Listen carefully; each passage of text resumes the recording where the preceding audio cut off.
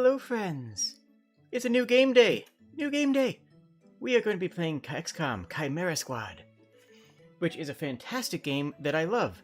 So this is a game that I have played before, and maybe sort of platinumed, but I want to play it, and I want to play it with you because it's really fun. Okay, I haven't actually platinumed it. I played it. It's a good game. I like it. This game has a lot of history, and I'm going to explain that, but I'm going to hop in game to explain it. Chimera Squad. I like it. So, this game came out after XCOM 2 and changes a lot of the formula. A very significant portion of the XCOM formula is changed. And from a game design perspective, the changes are fascinating. They fixed a lot of the problems that XCOM that were baked into the XCOM formula. They fixed many of the problems that have been in every single XCOM game since the very beginning. And the way they did it shows a lot about 2K and Firaxis specifically, their mindset going into game development. And I personally think that the changes are very much for the better. I think that this game has made many improvements on the normal XCOM formula. Apparently that's a hot take. I actually did not realize that until I had played the game for a while and I was talking about it with someone and they're like, oh, I heard that was terrible. So I looked it up and this game actually has very mixed reviews. Like 50-50 mixed reviews. Yeah. Oh yeah. This is one of the few times I'll be playing a game unblind. And I think that many of those changes were because they killed the golden calves. What do I mean by that? Well, in game design, the golden calves are the systems and mechanics that you feel like you cannot change in a genre. Like, imagine playing a Doom game that didn't have guns, or a Doom game that focused not on killing enemies. It focused more on running away. People would say it's not a Doom game. People would say it's a bad game. Well, that's what happened with Doom 3, right? People hated Doom 3 because it was very much not that. And because they killed some of they destroyed some of these, shrines, if you will. Now, some companies don't mind that. Nintendo destroys their golden calves all the time. They tear up down and rebuild their games, and everyone expects that and is okay with it. But in a much more niche group like a 4X, like Civilization is another example of a game that has a lot of these, it's much more difficult to justify these changes. It's much more difficult to change things without people saying, oh, this is different, therefore I don't like it. And I'll talk about the specific in a little while. To start out with, we're going to go through the tutorial. Yes, Doom 3 was more a horror game than a bloody shooter. You're right. But that was the problem, is that many people didn't want a horror game. They wanted a bloody shooter, and when they saw it was a game that was named Doom, they didn't like it. So that's exactly what I'm talking about. So we're going to go through the tutorial, because that's going to show, A, it's going to show all of you how to play, and B, that's going to show the opening of the story. If you skip the tutorial, you actually skip the start of the story. So we are going to just do this, then I'm going to quit out and make a new game without the tutorial, because the tutorial also locks you into certain characters.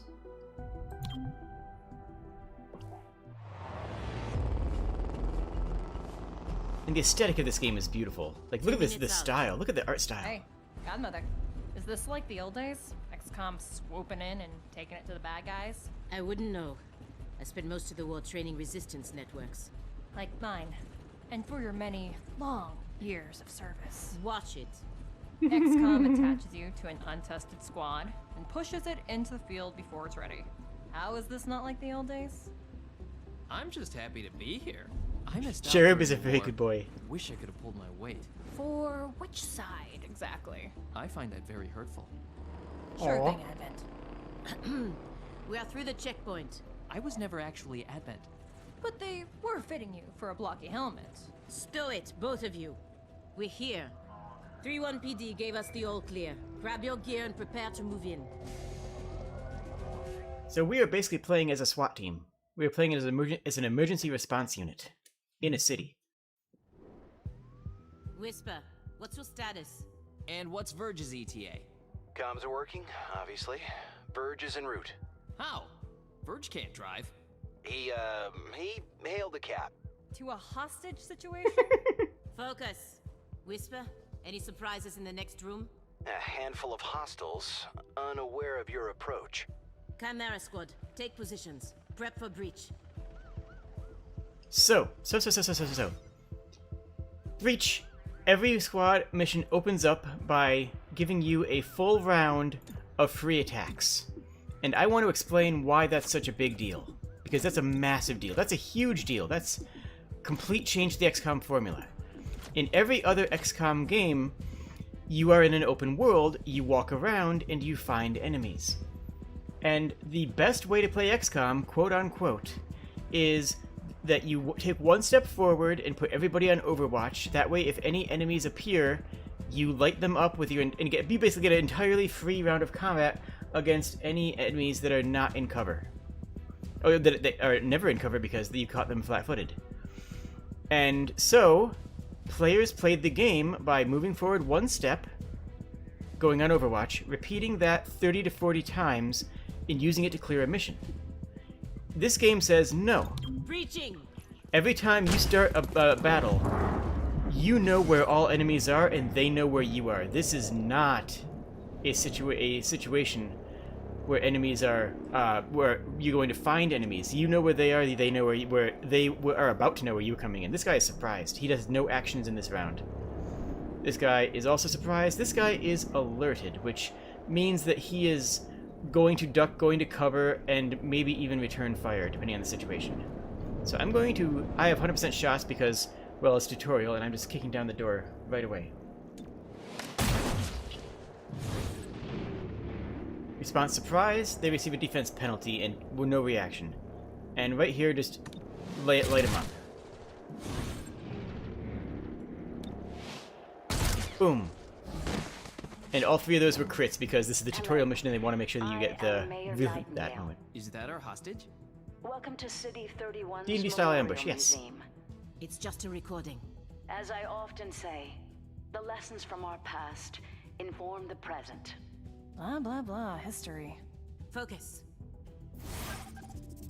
Now, the other change I don't think is that big is there is an actual turn order. Which, before it was always, your entire team goes, then the entire enemy team goes. I don't think that's actually that big of a deal. But, if you haven't played XCOM before, the way this works is on a grid system. If you are in the large shield here, that large shield, it means you have heavy cover, and you are much less likely to get destroyed if the enemies attack you. If you have this half shield, you're in light cover, which means that you will get a small defense bonus, not a lot, but enough that it might possibly stop you from dying horribly. And if you're out in the open, you die horribly. That's just how it works. So we're going to move, and then we have 64% chance to shoot this guy, and 77% to shoot this guy. This guy is farther away, and we have a shotgun, which does not like to be long range, but that guy has cover, which makes him a lot safer. So, let's light this guy up. Easy shots.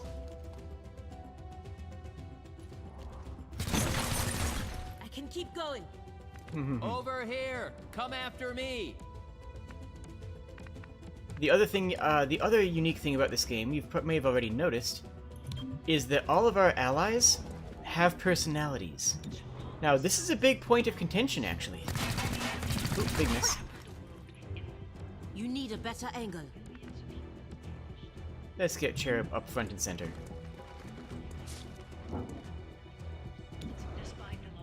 So 65% shot is still not great, but Hostile out of play. good enough. You see this? Huh. Interesting.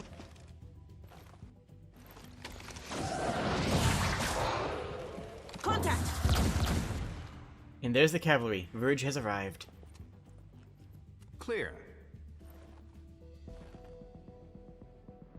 Verge? What took you so long? Had to unpack a breaching charge. Good man. Not exactly. You know what I mean. I always do. So creepy. Don't ever change. Verge, form up. Any hostiles in the next room? Yes, I can feel them. No, Cherub is... This is not a dev build, no. Let's see here. So, yes, as I was saying before... Right. By breaching the game, you change significantly the way the game works. And all of a sudden, the game is not entirely about inching forward all the time and catching all of your enemies flat-footed all the time forever. You actually have to play the game and engage in combat scenarios, which means that the combat scenarios can be more tailored for individual encounters. Every single encounter is a fair fight. Time to breach. In classic XCOM, its unfairness is almost an asset. Its unfairness is not a bad thing. It's a feature, not a bug, is honestly the way. Okay, so we have someone here, see this one 81% here, who is aggressive. This person, we want to kill on the breach, otherwise he will return fire and get a free shot against us. But if we just delete him, or miss horribly, never mind. Let's try again. If we delete this guy, then we don't have to worry about him. So, step one in these encounters is always going to be get rid of as many of the aggressive enemies as possible on the breach.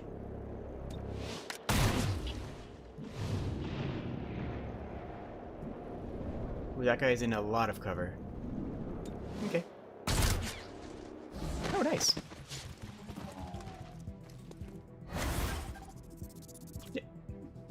Now, the other interesting thing about Chimera Squad is that you have unique characters. This is what I was alluding to, but getting at before.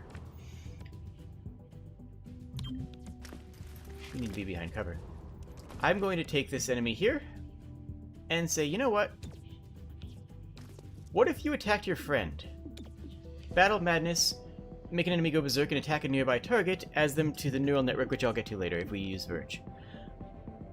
But Verge is an interesting character. Verge is a character. That's what makes him interesting. He is a unique and individual character, and you saw him at the beginning. He actually has his own personality, he has his own level of sass, and he has abilities that are specifically tuned to his... Sorry, just looking at the tactics here.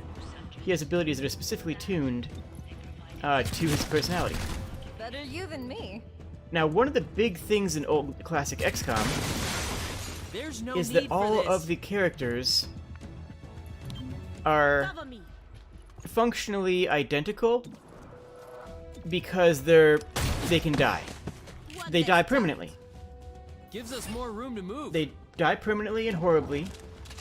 Yes, Mario and Rabbids Kingdom Battle is based off of this formula. That is correct. Set up the breaching charge. I do like to make an entrance. And in this game, nobody can die. If you lose any character, it's game over. Whereas in classic XCOM, you are not only you are assumed and expected to lose characters throughout the game. Your FP characters will die occasionally for the greater good and for your abilities to get through it. Jaykin didn't finish answering question. What is the question? But if you see a Lancer? No. Cherub is just genuinely a purely good being who is like 4 years old, I think. Next room. We need more than that. 3-1 PD has a live feed. Patching through. If you surrender, I will advocate leniency. Enough. This exhibit, it is about XCOM's role in our liberation. I see you read the placard. It doesn't say how they went soft and got weak. Now, it's up to us to light the spark. He's holding a detonator. Go, now! Making a path. By allowing the breach stage, you also get the ability... Do we see actually who has the detonator? Doesn't look like we do. By making the breach round its own thing, you also get to add things to it. You also get to say, hey, this is a breach round, let's add different design tricks to make the breach even more interesting. Let's take the breach and add in the ability to go through a wall, which will change the tactics of the battle. Let's say add some abilities that only trigger on the breach, so that those abilities. Mirror Nightingale, I'll protect you. So we have to protect the mayor. Cherub And down. Cherub is down. Terminal, stabilize him. On it. It's scripted, of Birch, course. I with mean, me. he Protect always the mayor. Confirm. drops here. Obviously, this is tutorial. This is just tutorial land. Terminal is the healer. Okay, so if we go here, the red means we are not in cover because we are flanked because this guy can light us up. But that doesn't actually matter because we could just kill him almost guaranteed because they would have no cover at all. We can subdue, which does 2 to 3 damage, which is a 50-50 chance of killing this guy. Or we could just walk here and take a shot at him. We're gonna do that one. This is not in cover because he technically is not in cover here, but the same is true in both ways. If we go here, he's not in cover from us either, so we have 75%, not fantastic, but good enough for me. Target down. Hello, Ripley. It Welcome. was the training. Alright, so we have the ability to stabilize with the gremlin, which will stop somebody from bleeding out. If this hits 0, when it goes down once per turn, or once per their activation, I should say, once per their turn, then they die. They just absolutely die. Okay, that guy is going to go after the hostage. We're actually going to safeguard Mayor Nightingale, giving this, sending out our drone to give them extra defense. I'll go in more abilities later. I don't know how many of these characters we're actually going to have on our team, because I am going to draft the team. The team that we actually get is going to be drafted I can make it there. from the available That one characters. sees you. We're just doing the tutorial now so you can see the opening of the story. Less than a foot away, 75%? Yeah, absolutely. And I know people like to joke about that, but it's actually fair when you consider that in a real-life situation, how fast people are moving, using a rifle on somebody a couple feet away from you is actually, like, not a guaranteed One thing at less all. hostile. Plus, you have to assume that they're taking the best cover possible. You have to assume that they are actually ducking and covering. And the mayor dropped. Hey, Godmother, how about you just make this guy go away? Changing position. 97%. I love it. We got out of right in the back. Deflected off Light him up. armor. Wounded is wounded. Where can I get anywhere that has cover and can get to him? Maybe not. Not really, actually. I don't have a great line against him. I guess we can stabilize the mayor.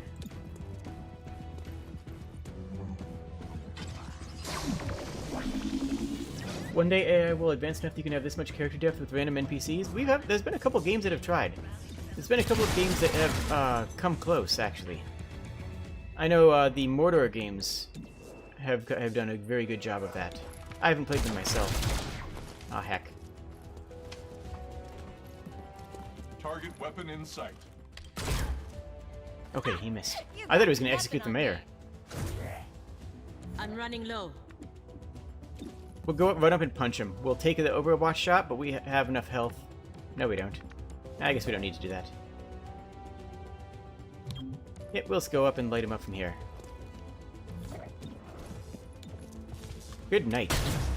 Hostile down. Nice. Mayor Nightingale. Are you alright? It looks worse than it is. Those medikits are really something. Compliment accepted. What about Cherub? Yeah, I think so. Only thing injured is my pride. And your diaphragm. And a few ribs. None of this should have happened.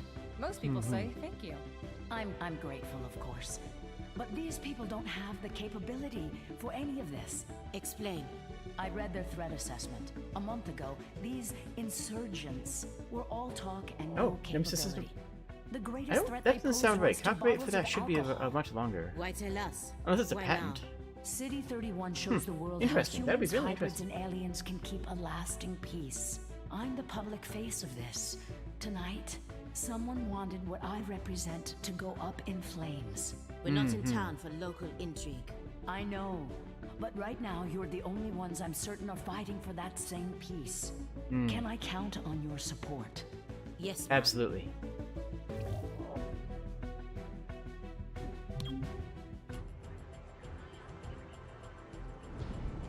Package delivered to 31 PD. She truly believes what she says. That's why she's in charge.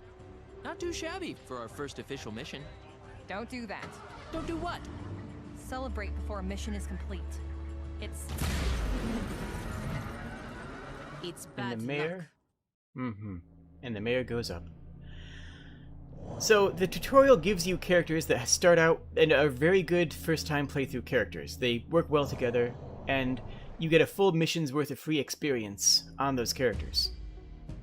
Tonight, Mayor Nightingale perished in an explosion at City 31's Memorial Museum. The identity of her assailants is unknown at this time. The City Council asks citizens to remain... So she gets vaporized the same day XCOM sends Chimera Squad to our city? You hear that voice in your head? That's me telling you to wake up! Despite opposition, Mayor Nightingale's deciding vote brought the Reclamation Agency to the city. Without her support, Chimera Squad's continued presence is an open question. Welcome home, Chimera Squad. The director wants to speak with us. Thanks for getting the mayor killed. Also, you're fired.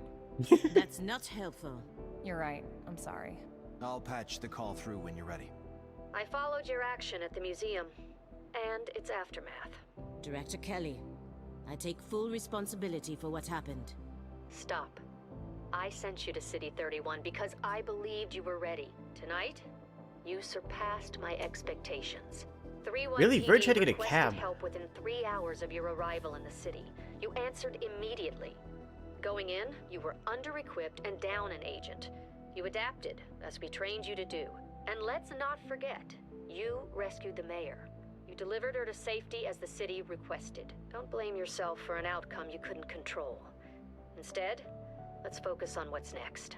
I set up the map table. Ready when you are. Head over there. I'll hold. Alright, now we're going to exit the game. Exit to main menu. And, yeah, the copyright, I don't think it's copyright. It can't be copyright if it's expiring already. Copyright is 70 years, is the life of the creator plus 70 years. It might be a patent. If the patent's expiring, then that'd actually be fantastic. That a lot of other games can use that utility. You guys are going to be picking our squad, by the way. You guys are actually going to be picking who our team is going to have on it. So, I'll get ready for that. That's what's about to happen here. Patent. Yeah, okay, it is a patent. That makes a lot more sense. Yeah, if video games had copyright law on mechanics, you'd never have another platformer game. Like, it just couldn't. I'm going to be playing on Expert. I am not going to be doing any of the extra stuff on here, although I'm going to show subtitles for people in case we have anybody who wants who needs them. All right, chat selected team. So this is one thing that I can't do for like in XCOM 2. In XCOM 2, I could actually make chat into my squad. I could actually take people from chat and put them into the squad. Because this has curated characters, because this has characters with backstories and developments, I can't do that. It's just not possible. So I'm going to tell you who my squad, who is available, okay?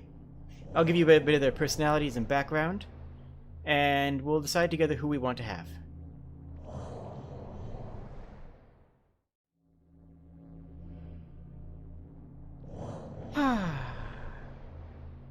Okay, so we are a squad of not only humans but also aliens. We have the sectoids, we have mutons. Tonight, Mayor Knight. Okay, so here we have Cherub. Cherub is a very good being. He is a wholesome, loving character. His quote, "I'm just happy to be here." He's also a tank. He's a defender. He can protect his allies, drop shields on them. He himself has a shield that gives him better armor. And although he doesn't do a lot of damage, he only uses a pistol. His riot shield makes him gives him a lot of utility. Makes him very useful in combat. Godmother, we also saw in the tutorial, is brute force. She is aggressive, fast, gets right in the enemy's face, and has a giant shotgun to make them go away. And yeah, Godmother is very strong and also very survivable. She has a ton of health and likes to be in dangerous positions where she can't use it. Then we have Tifa Lockhart. Tifa is fast, mobile, and a monk. She's a melee specialist. Yes, Tifa. She gets right up into the enemy's face, and it only has melee attacks, but has a ton of mobility. And after running up and punching somebody, she can back out behind cover. So, who should we take? Cherub is a good bean. Godmother is an absolute brute. And Tifa is the mobile meleeist. What are you guys thinking? And yes, in the war, backstory, Cherub was actually one of the genetically modified soldiers to fight for Advent, who was freed from his birthing pod, or whatever it was, before, after the war ended. He never actually was alive during the war. We'll have a chance later on to pick up more people, and some of these will be re-rolled into those chances, just so you know. So they're not necessarily gone forever. Cherub is, I believe, 4 years old. He is a good bean, always upbeat, happy, and cheerful. Godmother, as you heard in the opening story, during the war, she was one of the captains of the squads. She was a leader, a squad captain, and in charge of training her teammates. Tifa, I mean, if I recall the lore correctly, let's see. Tifa was a saboteur who was involved in many raids on the Advent government facilities. Remember, she took down the power plant. Yeah. What makes you think I have mods installed?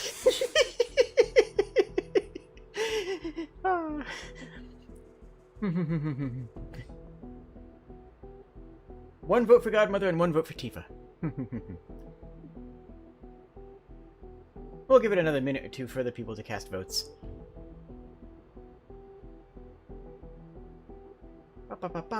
Water! I should drink some water. And I should push the button.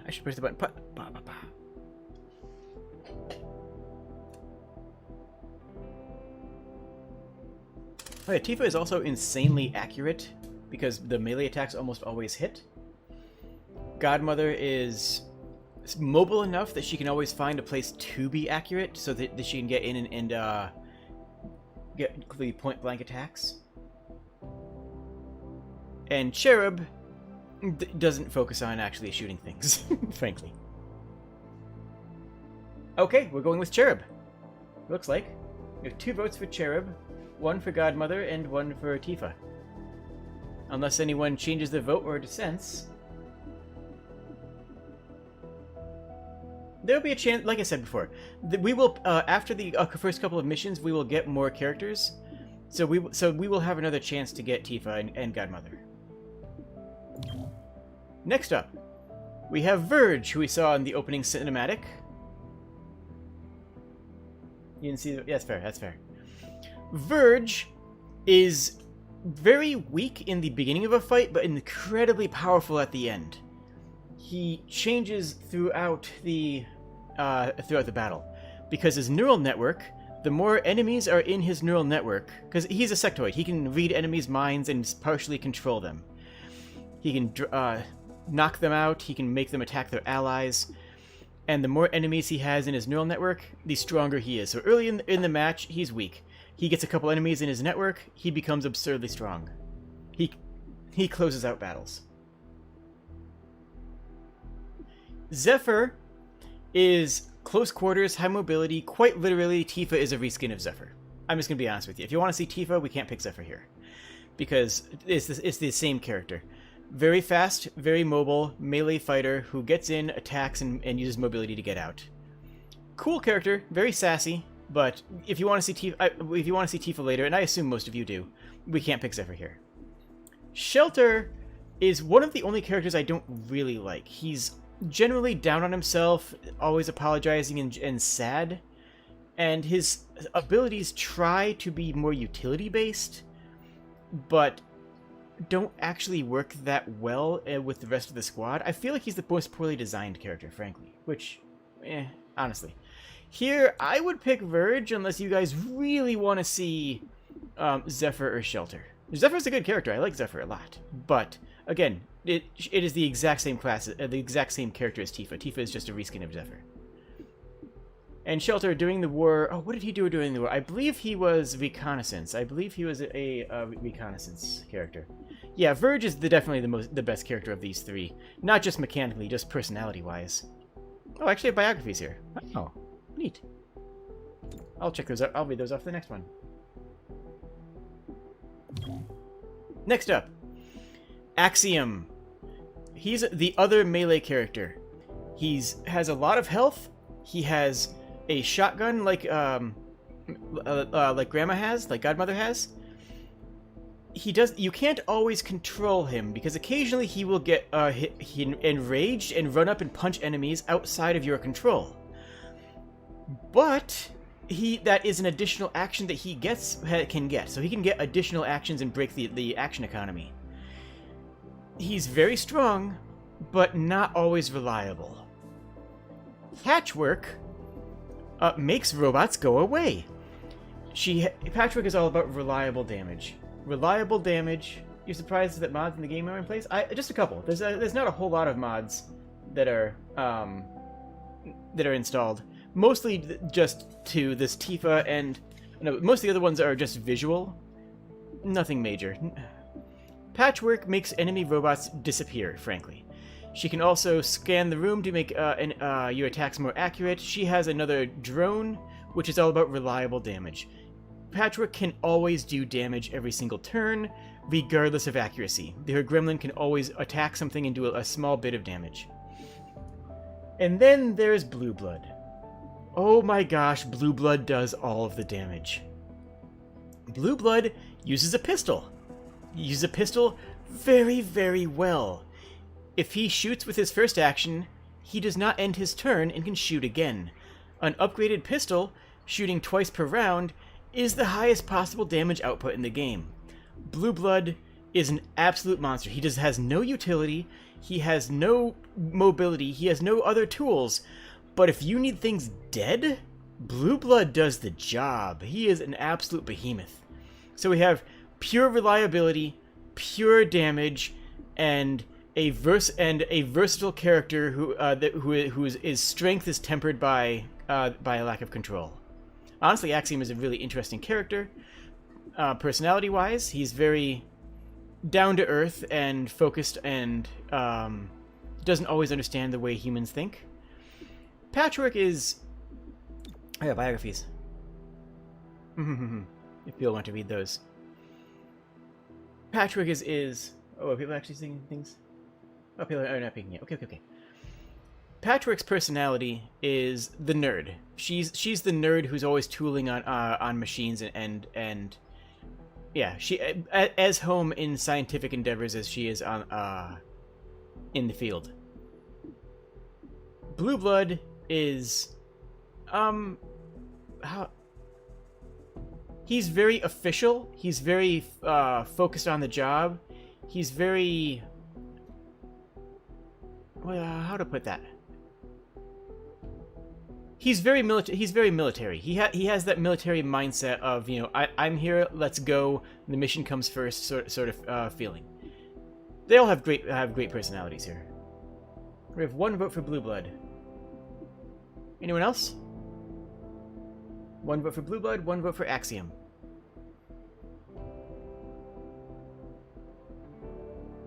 I think we have 2 more people in chat to vote. Alright.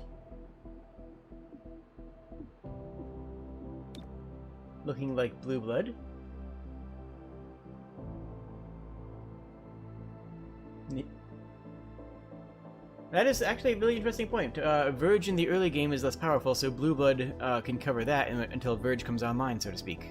Okay, that's fair. I accept. Lastly, we have... Oh, we have 3 stars here. These are actually... Oh, they're gonna... thank goodness I don't have to pick, because these are my 3 favorite characters right here. Oh my gosh. We have Claymore. Claymore is all about explosives. He is an absolute demolition monster. He can throw grenades multiple times. Not the same grenade multiple times, of course. He can throw a shrapnel grenade that can shred enemies. He has a shotgun. He's a brute. Claymore is an absolute beast. But then again, these two are beasts too, because Torque can rap. She can also okay. Quotes? Sure, Whisper. Can you quote this gesture? How about 2? Torque is a pure sass elemental. She is Snake. She is Sass Snake. Just sass incarnate. Absolute delight. Torque can also remove one enemy from the combat. Bind just lets you grab an enemy, pull them in, and then wrap them. She sacrifices her turn, but the enemy has to sacrifice their turn as well. And that bargain is almost always worth it because you are constantly doing damage to them, and you can take away a high-value target off the field. So where Claymore can do a lot of damage in AoE, Torque can literally win any battle in the entire game one-on-one. Except outside of, like, giant sectoids and stuff. Outside of, like, sectopods and stuff. And outside of that, she also uses a submachine gun for decent damage. Archangel Garris is... Everybody has something that they do special. Everybody has something that they do unique, something that is their specific role. What's interesting about Garris, what's interesting about Archangel, is that he doesn't have a specific role. His role is he is outstanding with a gun. And nobody else has that role. Like, everybody else has some other gimmick, some other tool, some other trick, some other thing. Archangel, his focus is that he has the most accurate character in the game, the highest crit rate in the game, and can every once in a while can ignore cover for enemies with targetings, making them extraordinarily reliable and useful. He fills sort of the role of the sniper role. All 3 of these are outstanding. Pardon me.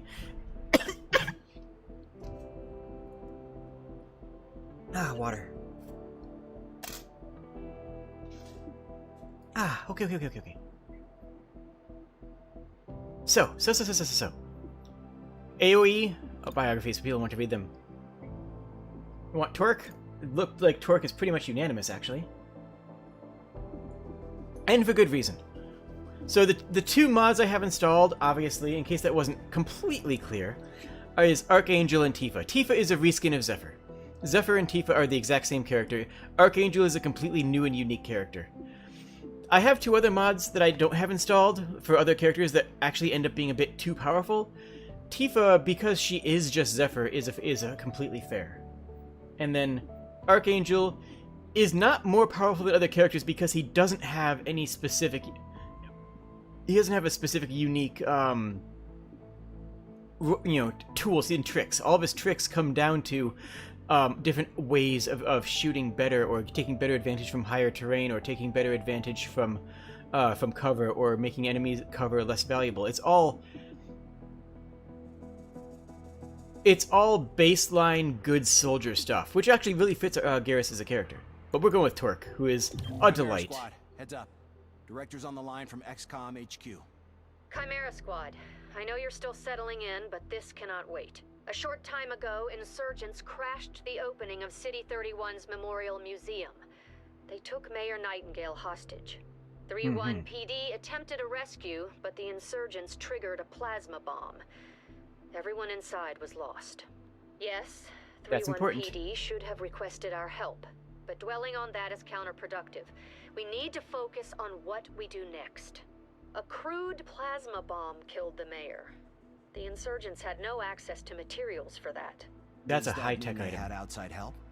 Most likely. There are 3 groups in City 31 with access to this kind of ordnance. Okay, now we pick who our target is. Each of these are we are going to have to deal with all of these, and the later we deal with them, the harder it's going to be. We have the Progeny, a loose network of human psionics. Their vision for City 31's future is entirely psionic, whether the city wants it or not.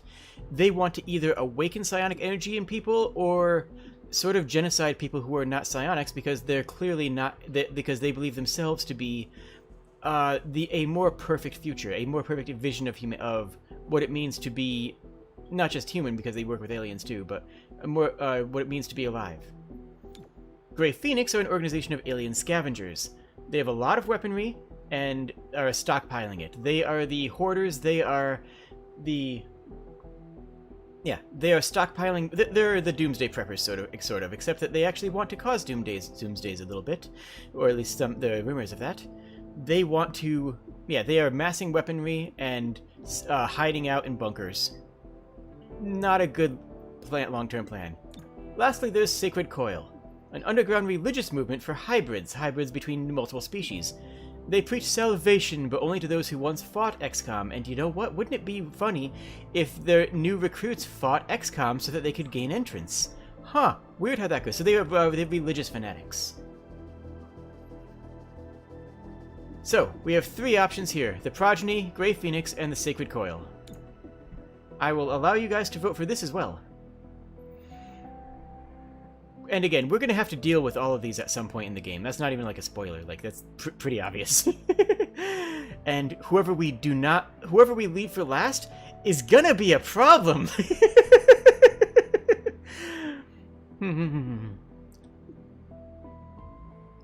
Progeny's goals: forced psionics and or culling. The Grey Phoenix: doomsday preppers who are stockpiling weapons and ammunitions in hopes that there will be a war. Or the Sacred Coil, the religious fanatics. Ooh, Progeny looks like it's getting... Yep.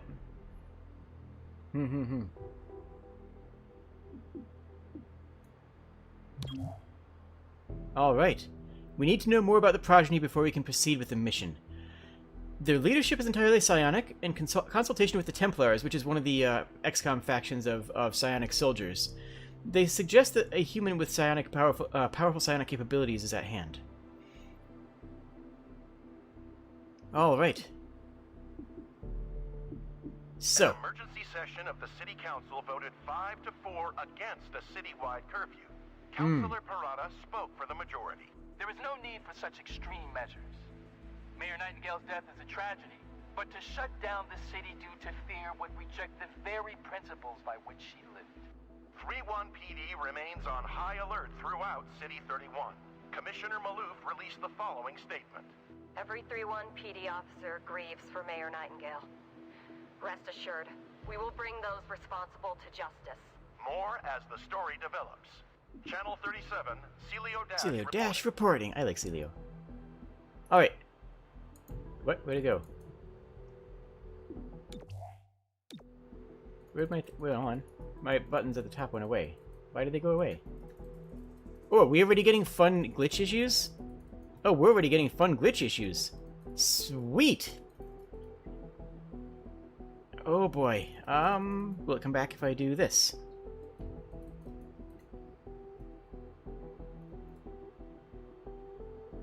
It sure won't. Okay. This is not a terribly glitchy game, but when I say I only have a few mods installed... No, look, okay. Look, it's fine. Don't worry about it.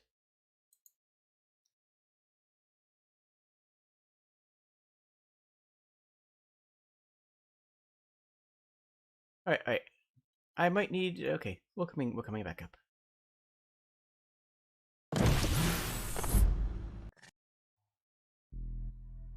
Did it load? Did it autosave? Yep, day 0. Good. This will happen a few times. It's fine. The other mods are mostly cosmetic and stuff, but I do have, like... I only have like 20 or 30 mods installed. It's not that many, okay? But most of them are cosmetic. Very few of them are actually mechanical.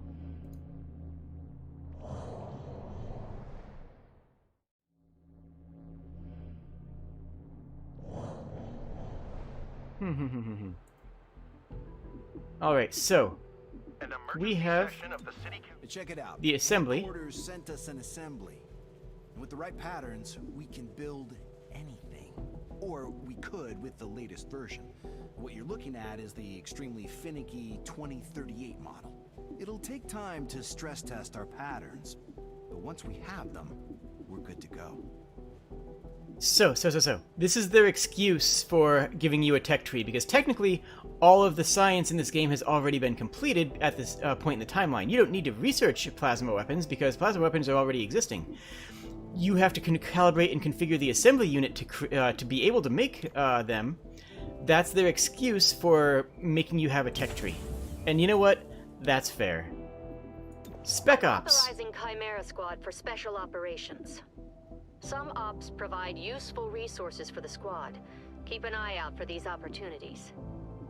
So we can send out people who are not currently in our main squad to go out and do busy work. Glad handling just is quite literally going out and fundraising. Doing legwork for intel, or trying to get money, trying to get Illyrium from underground traffickers so we can use it ourselves. Very ethical, don't worry about it, it's fine.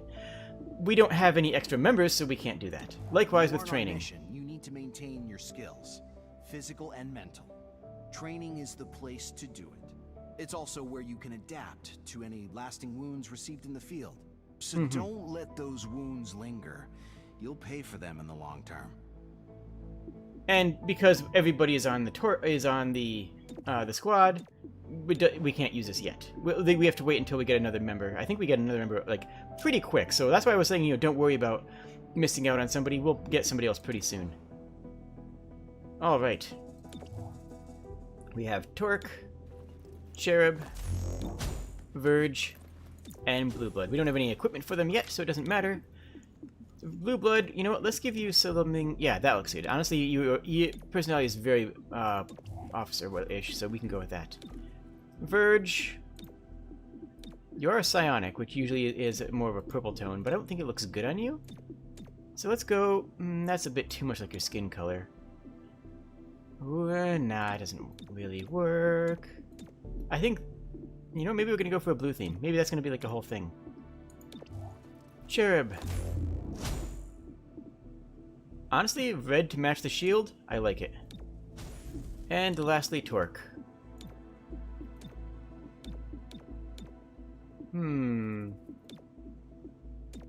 Yeah, we'll go with a blue theme. That sounds delightful. And then the investigation is just that information. Okay, so into the city map we go. City 31. During Advent's occupation, the city was a fortress supporting an active starport. 5 years after XCOM won the war, it's home to aliens, hybrids, and humans alike. There's new industry, self-government, and local agriculture to support the varied populations. Against all odds, this city thrived after the war. There were no retributive attacks. Until tonight. We don't know that. Not yet. But we can find out. So this replaces the world map in the classic XCOM formula. Right now we only have one mission because we have to investigate the progeny before we can start doing anything else with them. An entire progeny front company opened fire on 31P. Oh gosh. Okay, yeah, no, we're about that. Need leadership to function. If authorized by the director, you may need to neutralize a hostile leader. Subduing your target is always preferred. Enemy leadership, if captured, provides valuable intel. Our temporary field office has all the basics. Weapons, comms, and ammunition. Supply is where we request everything else. As long as it's in the squad's budget, it's ours. So, we need a medikit. Just straight up, we need a medkit. No question there, not even a chance. We need both a breaching charge and a auto keycard because that'll give us access to doors and walls. That'll make things much more powerful. We also want... The grenades will be useful later on, And both of these ammunition rounds can be very valuable. So we're going to start out with the key card, and then we're going to get the tranquilizer rounds so that we can have a non-lethal takedown. We're going to give the tranq rounds to Cherub because he's a good boy who doesn't... Oh, that's right, we already have a breaching charge. Good thing I picked that. I'm going to give that to Cherub so that he doesn't hurt anybody. We'll also give him the breaching charge. Verge can have the key card. Blue blood. No, medkit is also going to go... No, yeah, yes, that's fair.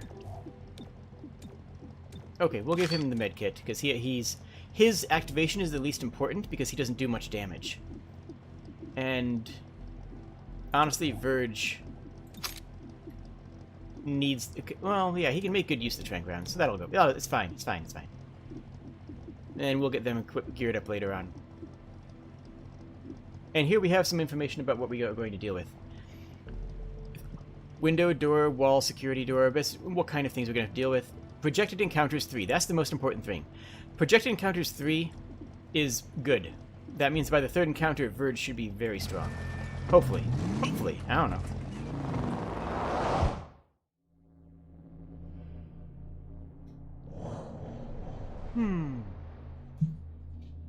Pa. 3-1 PD asked to speak with this company's owner about his connections to the progeny. That's when his staff pulled weapons, and the police barely made it out. 3-1 PD is known to retreat at the first sign of danger. Torque is an absolute delight. Big fan of Torque. Everyone loves Torque. All my friends love Torque. So here we also have different breach options. If we go in the front door, we automatically activate Overwatch after the breach, which is really good for Verge and Torque because they have the assault rifles. Fleet-footed, everybody in here gets some extra mobility, which is really good for Cherub and Torque. Anybody here in here gets plus 25 aim during the breach. Blue blood likes to hit things. So now we have our loadout. Let's go in. Time to breach.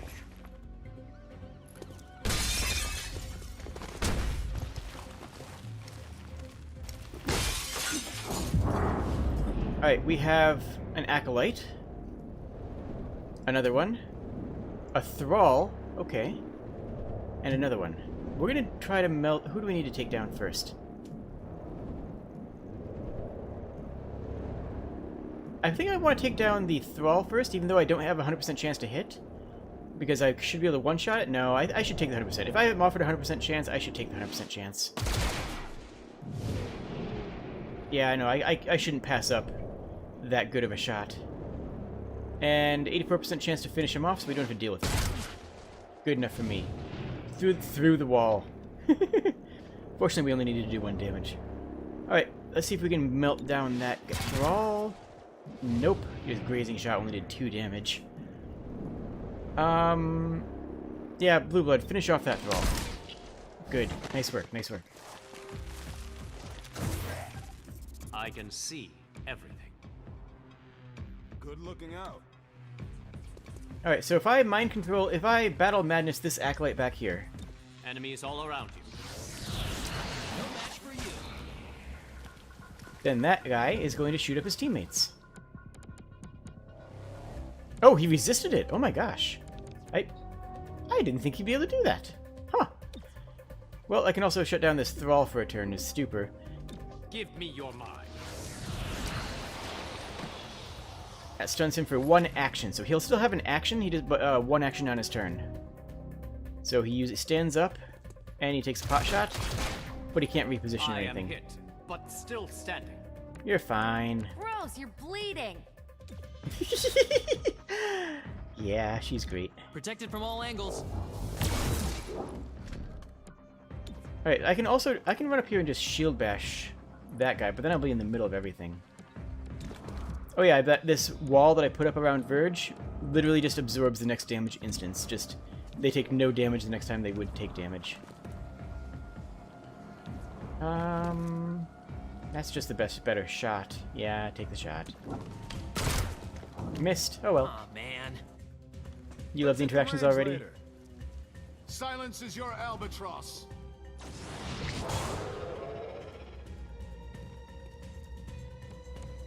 Okay. I can try. Can I grab this guy? 65% chance. That's not a great chance, honestly. That's not fantastic. But if we pull it off, then all of our dreams come true. Nope, missed. Target moved. You all saw it.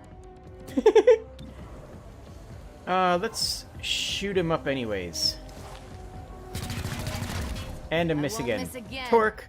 Torque, I hope you don't miss again. Seriously, what's going on? Stay focused, Torque. Oh! So he's raised up. He's raised up out of cover. He's actually been pulled out of cover, which is not fantastic. And he'll be suplexed down for damage on the next turn. They're all in heavy cover, so I need to reposition. And I don't have a good place to reposition to, actually. In fact, every place looks pretty much terrible. Okay. I need a better angle. I guess take a shot on the Thrall. He doesn't really. I don't have anything better. Okay, okay. Verge. What is Verge going to do? I can try to battle their madness this one. Maybe something fun will come of that. Come on, shoot your friend, shoot your friend. You should make him dance. Resistant again? Heck, well, I guess these are psionics, but you know what? That probably actually makes sense. Let's see if I can polish off this Thrall. Did not connect with target. Do you know it? Who's he? Oh, he's going for blue blood? Ah, heck. Not what I wanted to do today. And that guy is gonna dunk. Ooh, that's not great. Okay Well, time for a medkit on that way. Stay focused. Actually, no medkit yet. I'm just going to use my shield on myself, actually. And then I only have one shot, and it's not a good one. I think I should advance. I need to get into a better shooting position, so I can get a little bit of cover here. It's not great, but it's better than nothing. What are you doing? Oh, you're burning Torque? Don't burn Torque. Okay, okay, okay, okay, okay. Stay with us. I could do something really dumb, but it's a bad idea. No, I don't have enough health to do it. I was gonna just run up here and bind, but that's not a good idea at all. That's like actually a super bad idea.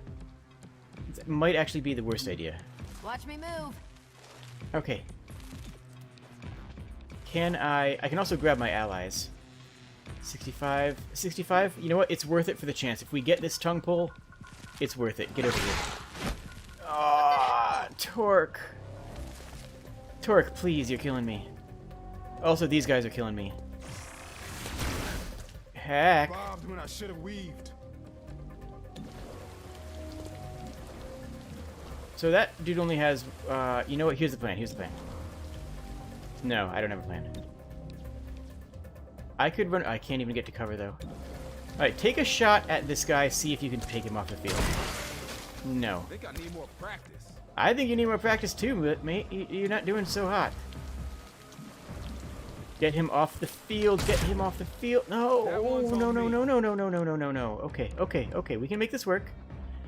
I'm going to subdue this guy. Just run up and hit him. Subdue is always a hit.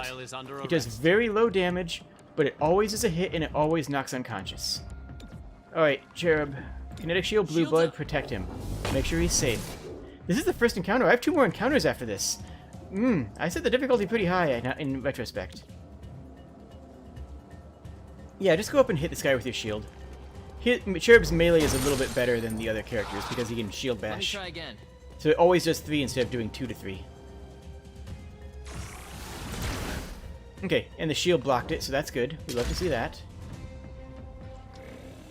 Torque, Torque, Torque. Please, Torque.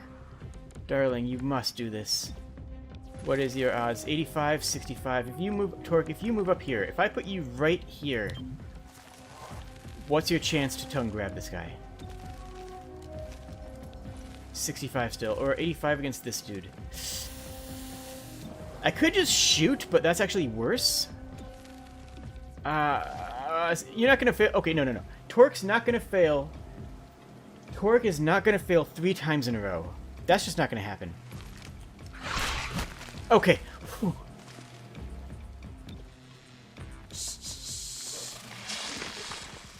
Should have squeezed you unconscious. Alright, blue blood. Get up into... Actually, can I use... Okay. Later on, I think I can actually use Cherub as cover. Like, I can actually use him as mobile cover. I can't do that right now, though. Actually, I can run up here and just punch this guy. 2 to 3, so I have a 50-50 chance of taking him out right now. Do it. Make it happen. Blue blood, just knock him out. Just... That was a bad collar. Verge, you know, you do it. You do the thing. Do the thing. There we go. See, guaranteed. Easy. Got it. Got it. Every single time. Not a problem. Not a problem.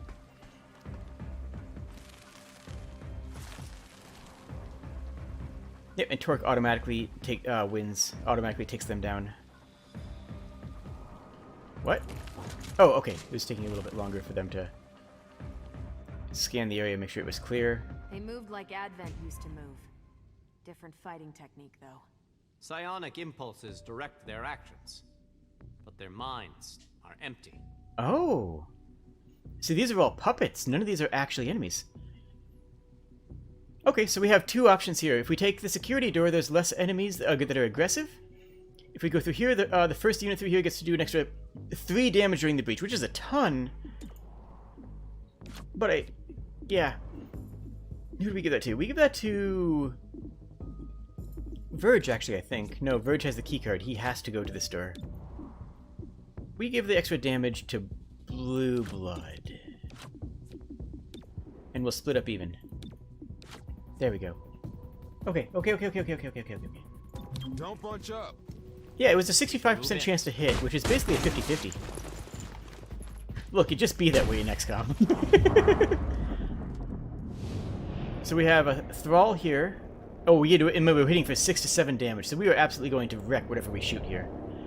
An Acolyte up there, which is there. We don't actually have any aggressive enemies, per se. So we're got to take down a high-value target. So we're going to take down that Acolyte. 92% chance. Okay. Okay, that one's down. Good, got him. Acolyte there. Thrall up there. Probably good to take down the Thrall, because this is an enemy off the field. But the Acolytes are more dangerous. No, take out the Thrall. It's still a man with a gun who's not on the battlefield anymore. And Cherub, you do not hit very hard, but you might be able to take down a Thrall, but that's not great accuracy. So just go for the easy shot on the Acolyte who's surprised. Shot.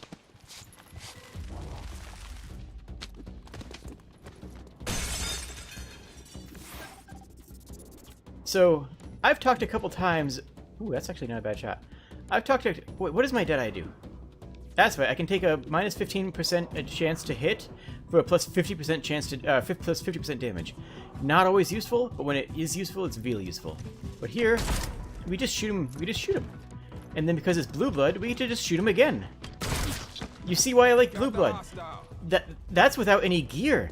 That's before getting any equipment. Blue Blood just walks up and says, hey, I'm gonna shoot you. Uh-oh, no, so...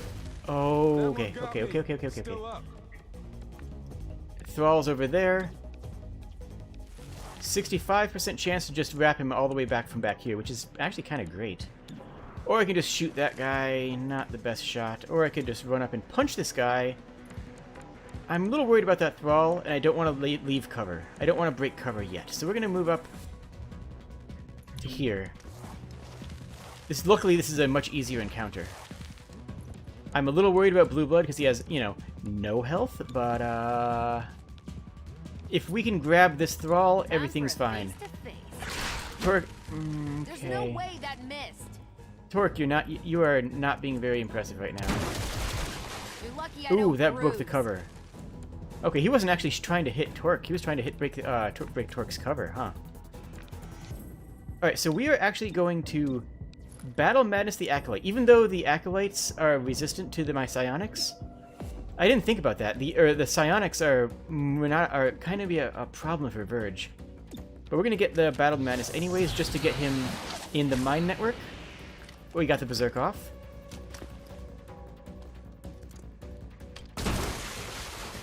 Okay, not a great shot, but that's okay. And now we're going to subdue. We're just going to walk up and punch him. Just good night. Hostile is under arrest. But he's in the mine network. That's what's important.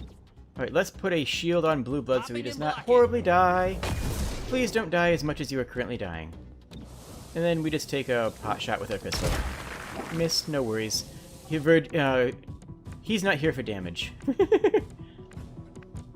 Alright, let's get behind heavy cover. And, you know what, that 50-50 shot?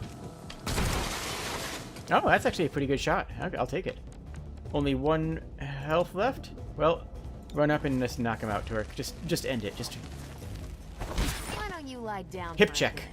Big hip check.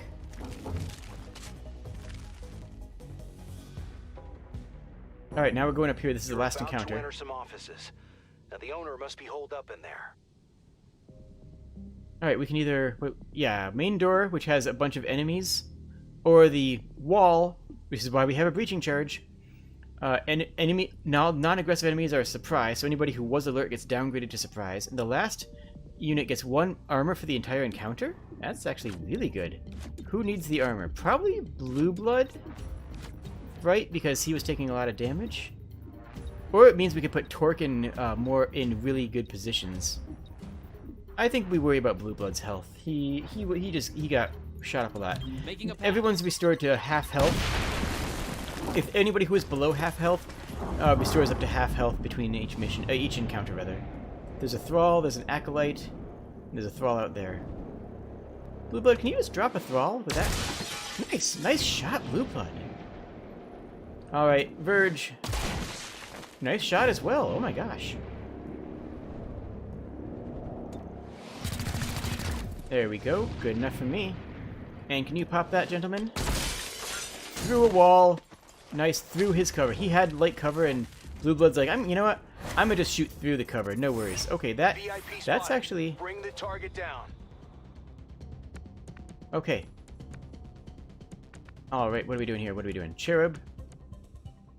I think Cherub is going to immediately shield Blue Blood. I could also shield the VIP, which is a good idea. That's the kind of support that Cherub is, fantastic for. I can just run up here. No, I can't. I was going to try and... Okay. Can you shoot that Thrall before he gets an action? Cherub, I would really appreciate that. Thank you so much.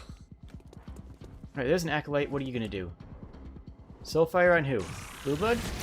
Nope, you're going for Cherub. Oh, gosh. Cherub has our only medkit, so that's actually super bad. Okay, so. There's a Thrall up there. I can stupor the Thrall. Probably the best option here.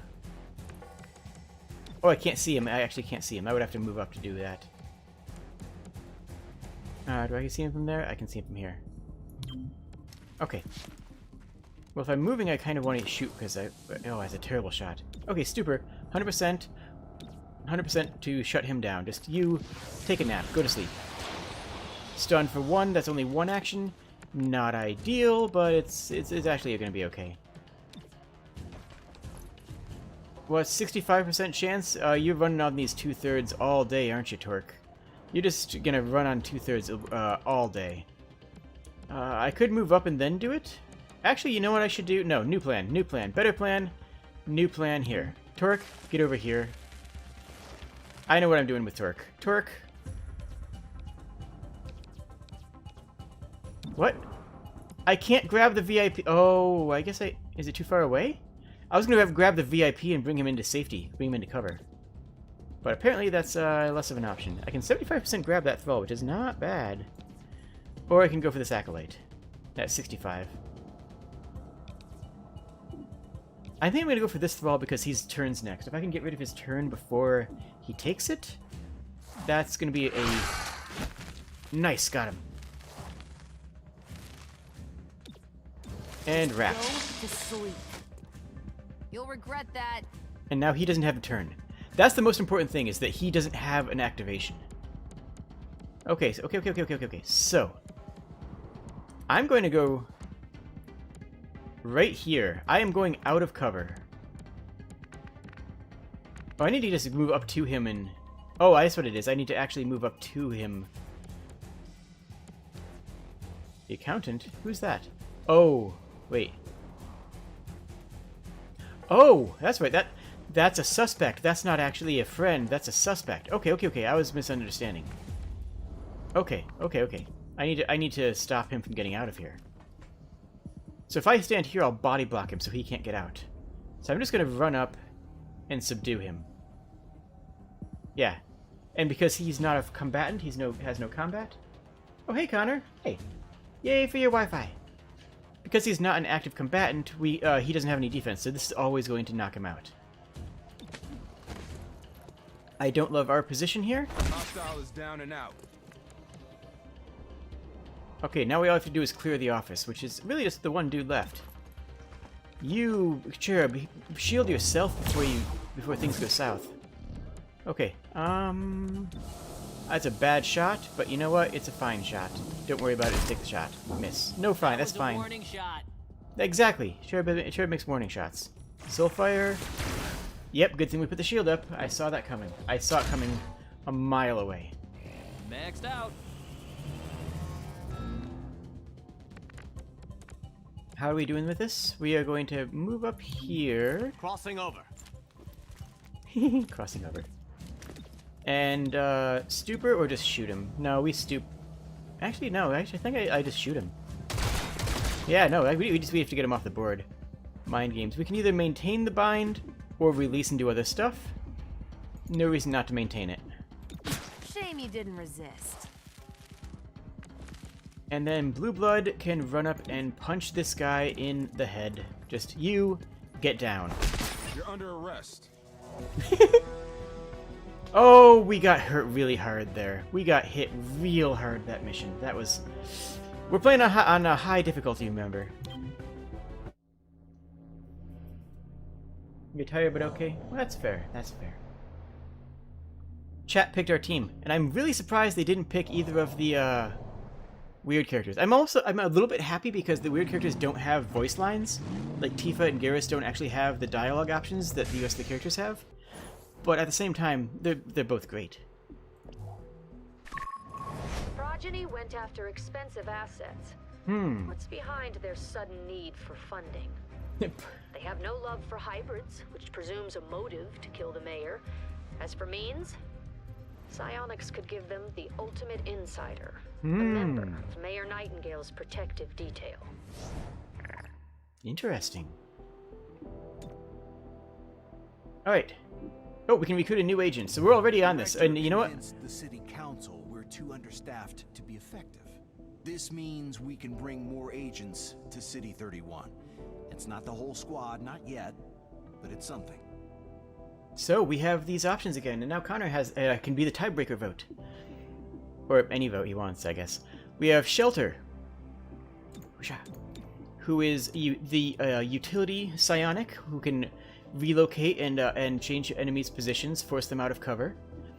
Axiom, the high risk, high reward, does a ton of damage, but also runs the risk of just going in rage and making attacks that you can't control, but still an absolute brute. Or Godmother, the tactician, fast, aggressive, not terribly accurate, but has a giant shotgun and a lot of survivability. I'll leave this one up to you guys. Biographies.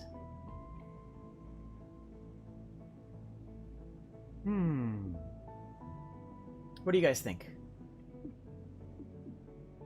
Ooh, people are going for Godmother? That's fair, I like Godmother. Godmother's great.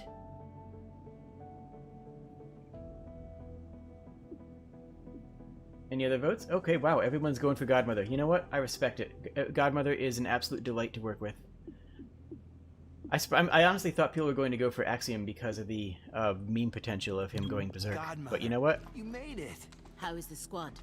Doing fine. Don't you worry. We'll see. I want to set up a rotating training regimen. We need to maintain our edge. Well, there'll be time for that. Don't you want to settle? That's something I've never done. Godmother is incredibly powerful. Like, just big energy off that. Like, you'd think that she would have class mom energy, but no, she has angry war vet energy. We'll go give her... No, that's not... yeah, we'll go like more fatigues look. Yeah, that looks good. Alright. So, we can take somebody out of here and sideline them to either be trained for more skills, work in the assembly for more assembly jazz, or start going out into Spec Ops. You vote for Snake? Fair. I think Torque was voted for. Do we take Godmother on a mission? You know what, I think we shouldn't take them right away just because I want this group to level up at least once. So we'll put Grandma... you know what? She wants to go training. More HP? That sounds up her alley. Yeah, we'll have her go straight into training regimen. The progeny uses psionic relays to coordinate their forces, but that's impossible without serious automation. They must rely on modified advent tech to pull this off. Locate and confiscate it to disrupt their operations. Okay. Ooh. So, we cannot access this mission yet for 5 days. We have other agents, like non-combat agents, figuring out information, trying to figure out what's going on. This district that has an active hostile operation, but we don't know enough to shut it down. Unrest will increase every single turn, and completing lead missions will accelerate the investigation. So we have 3 available missions. We can locate these power spikes, which will add 2 days to this timer. So 1 day will pass automatically, then another 2 days will pass by doing this mission. We can do this mission here for a secret stash, which gives us a bunch of intel, which we use to buy teams, which we're about to do right now. These give us income every Friday. Income in credits, income in intel, or income in Illyrium. We don't have a lot of anything right now, frankly, so I think we're going to start out with more intel, and then eventually these become higher value stuff. Chimera Squad, I'm Commissioner Maloof of 31 PD. To be blunt, I don't give a Chryslet's ass about the politics. I'm glad you're in the city. 31 PD was stretched thin before the mayor's death. There are gaps to fill, and that's where you come in. When your agents can handle a situation better than my officers, I'll That's send all the the time, details though. your way. If the city council has a problem with that, I'll take the heat. They can't afford to fire me. I look forward to working with you. Commissioner Maloof. Not even going to say hello? Blue blood, is it now? Couldn't hack into 31 PD, so you had to fail upward. You know how it is, Halia. I always pick the easy path. The department's happy to see one of its own back in town. I've never seen that interaction. We'll do right by you, Commissioner. Of that, I have no doubt. Nice. So these missions here are missions for 31 PD, and they give us rewards instead of just giving us, credits or intel. Or these actually give us tangible objects as rewards. We actually get an expanded magazine as a reward for doing that mission. I think 45 intel is just a heck of a lot, because that means we can just immediately drop into the field team before... Oh, I can't do it by the end of Friday, but it means we can immediately drop into the field team. You love the characters? Yeah. I'm thinking that 45 intel is too much, and an expanded magazine is real good, but I don't think we necessarily need one right now. Although that'd be really good on Blue Blood, because he fires so often. Or we could just actually accelerate the main quest. I don't mind not accelerating the main quest, though. I think 45 intel is too much to pass up, because that means we can immediately drop into the field team. Sometimes we need to infiltrate hostile territory. This usually means we're after important contraband. Grab the contraband and get out. Do not stick around. Alright, and what can we buy? We can buy an extra medkit or ceasefire grenade, which is not bad. If I press the button, you mean this button? And yes, I have. I think a ceasefire grenade is probably going to be the most valuable thing that we can do right now. Or we could get a second medkit, because... no, Cherub's doing great. We have Cherub, we don't need anything else. We'll give the other medkit to Torque. Or the ceasefire grenade to Torque. Because she doesn't need to do as much on her... Like, she doesn't use her gun as often as everybody else, All right. Move out. And after this, we'll probably swap in Godmother for somebody, just so because after this, I think everybody might level up. I don't know. Contraband is under heavy guard. All right, what are we doing? What are we going? Ooh, 2 dangerous entrances. The first person who go through this entrance is guaranteed to land their shot. So if we give that, we don't have anybody with a shotgun. That's really good if we had Godmother here, because that for guaranteed to hit with a shotgun, real good. Oh, here we go. Here we go. Here we go. All non-aggressive enemies are surprised. Great. Last unit through this entrance will have their weapon disabled. Well, you know what? That's fine, because Torque can focus on Rap and not worry about weapon as much. Trank rounds for everybody is actually a perfectly valid strategy. There's one enemy who's aggressive, who we will need to deal with. But you see if you can drop that thrall. That's not a bad shot.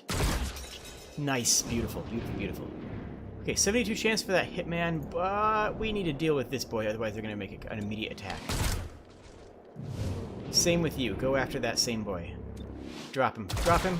You didn't drop him. You drop him. Torque, I believe in you. Yes! Torque never fails us, except for all the times she does, but we don't count those times because it's fine, don't worry about it. There's our target. Evac as soon as you have it. Okay, so our goal is just... Oh, reinforcements are coming in every round. I see. Uh-oh. Okay, okay, okay.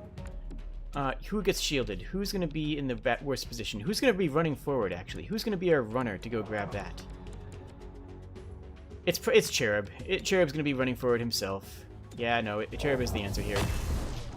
So Cherub is going to shield up. And... Actually, there's only 2 enemies on the field right now. And this is... I can just have him be not in... No, I should stay in cover. But I don't strictly need him to be in cover right now. Bam. Let me try again. Yep, shield blocks that, so no problem with even being in... Yeah, so just soak that hit. It's fine. Beautiful. We wanted that. That's good. Verge. No, Blue Blood. What's your shot look like against it? Oh, I like that shot. Look at that. Environmental attack. We have canisters of what is in there. Ah, heck. A little bit shadowy. Unspecified explosive canisters. And that should take care of destroy this device as well. Oh, it didn't destroy the device.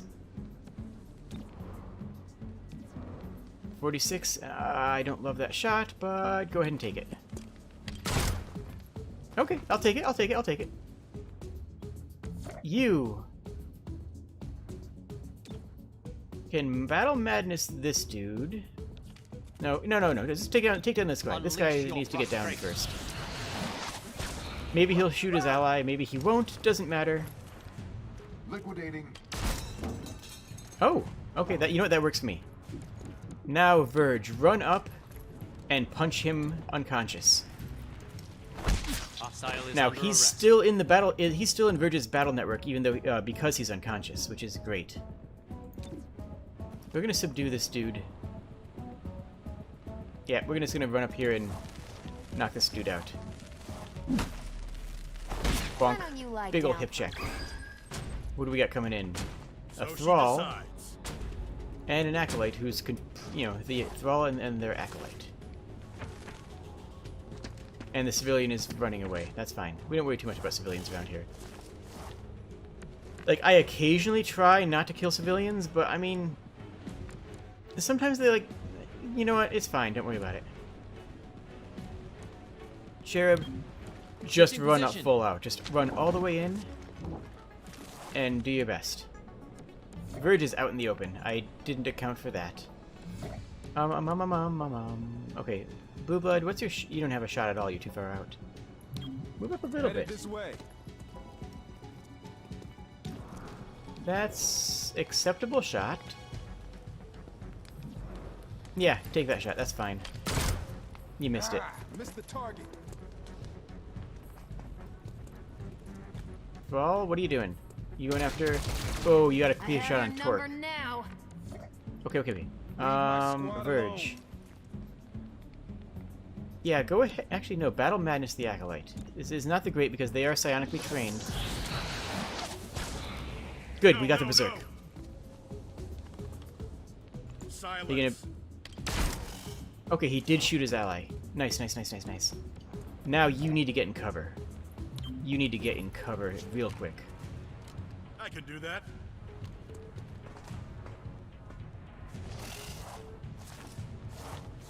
Look, look. We'll keep you safe. Go.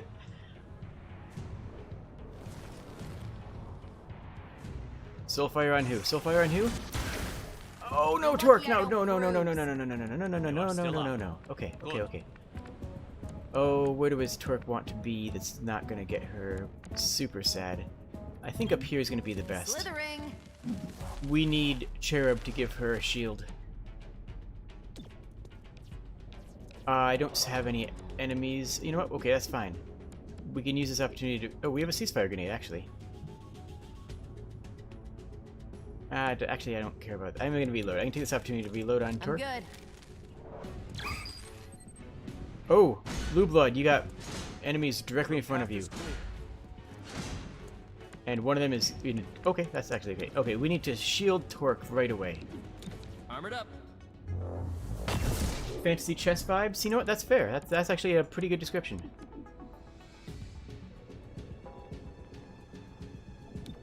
Why can't I bash? Okay. Alright, so we are going to get in here and grab the item. So we need to get the item and get out. The enemies will probably spawn infinitely. So let's open the chest. What do we got? We got it to the data pad. That's what we're here for.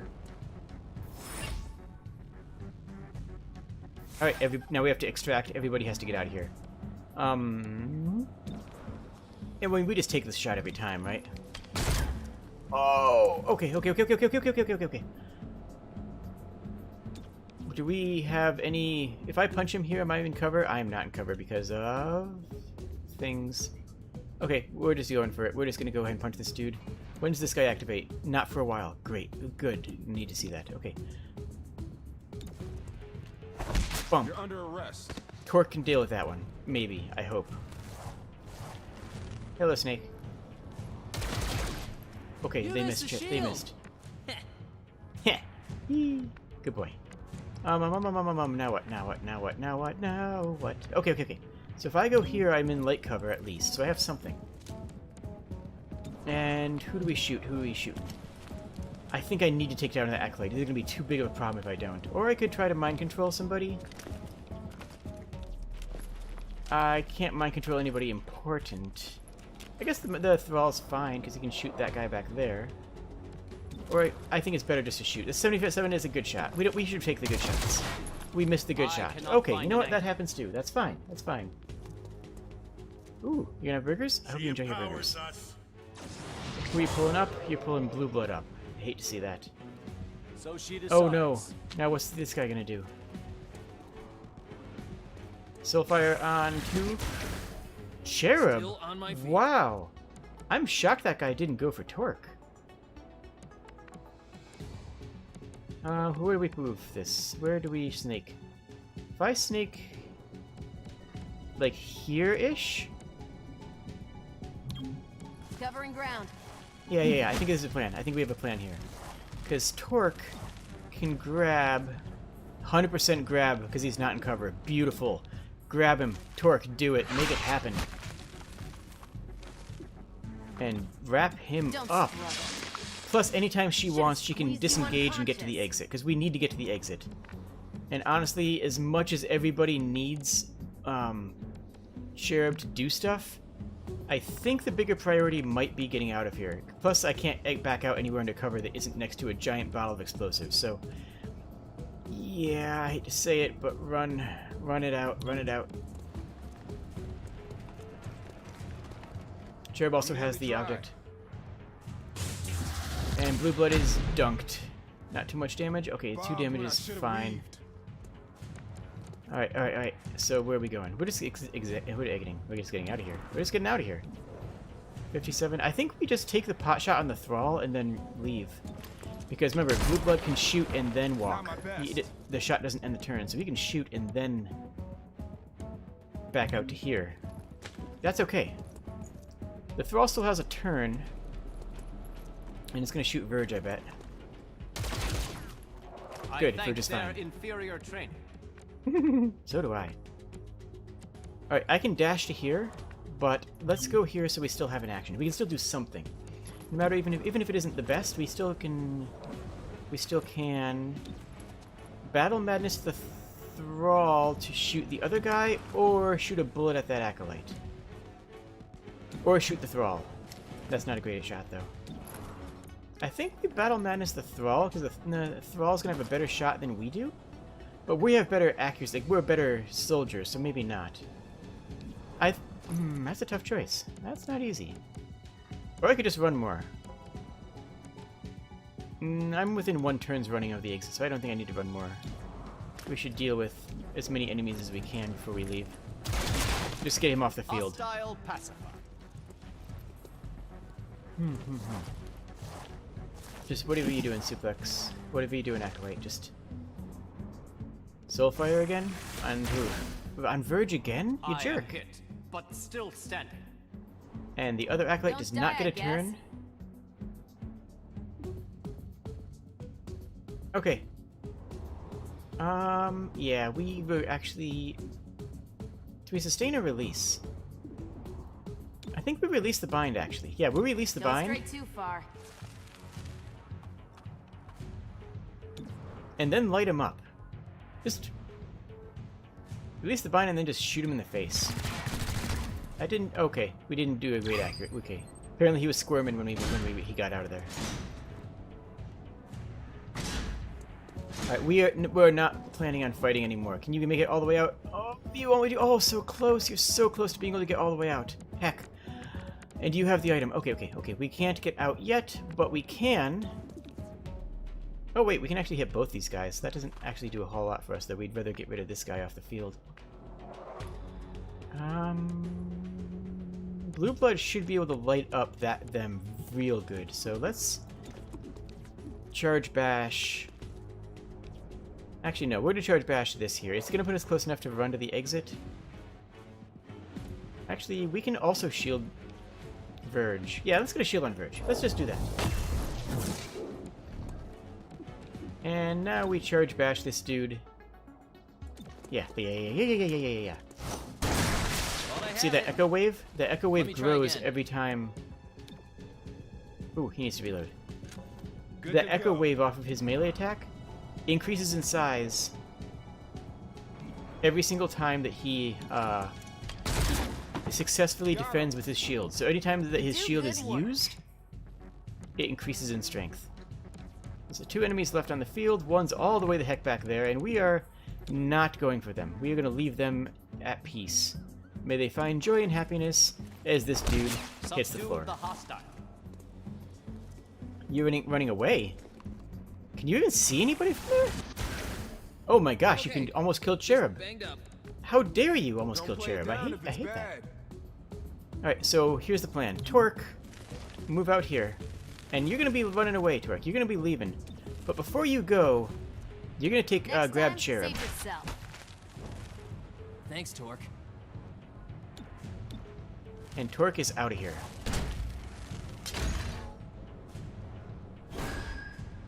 Cherub Found a better position. can also shield on his way out. Doesn't really make too much difference because everybody should be able to leave before that, but it's a good practice to do. You're out of here and wishes a success because he has the item.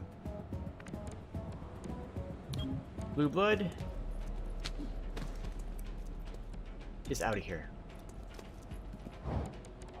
Good night, Sapphire. I think you already left, but that's okay. Verge is out of here. And we are good to go. We made that was not a bad mission. We did it. Cherub took a few bonks, but that is okay. This thing happens.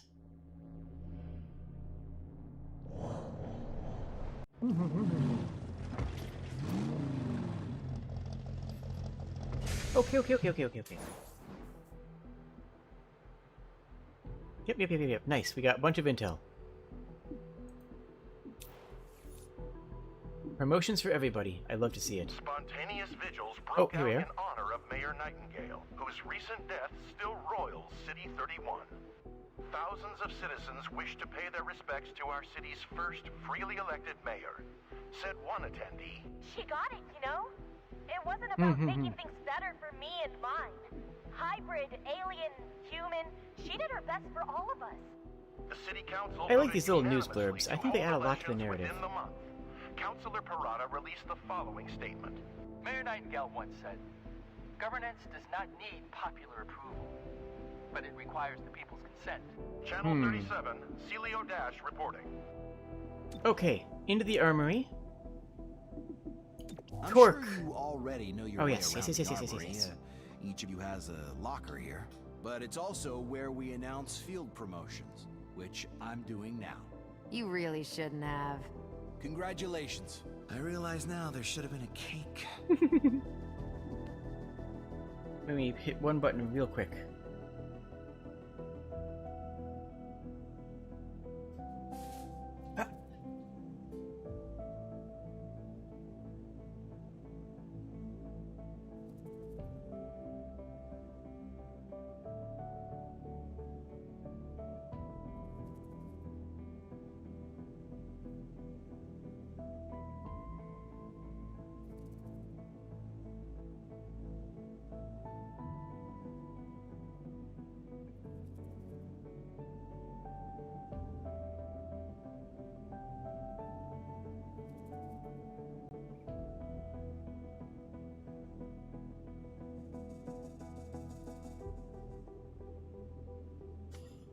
Okay. Hi.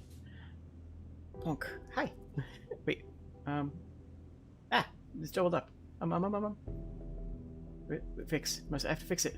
Where is it?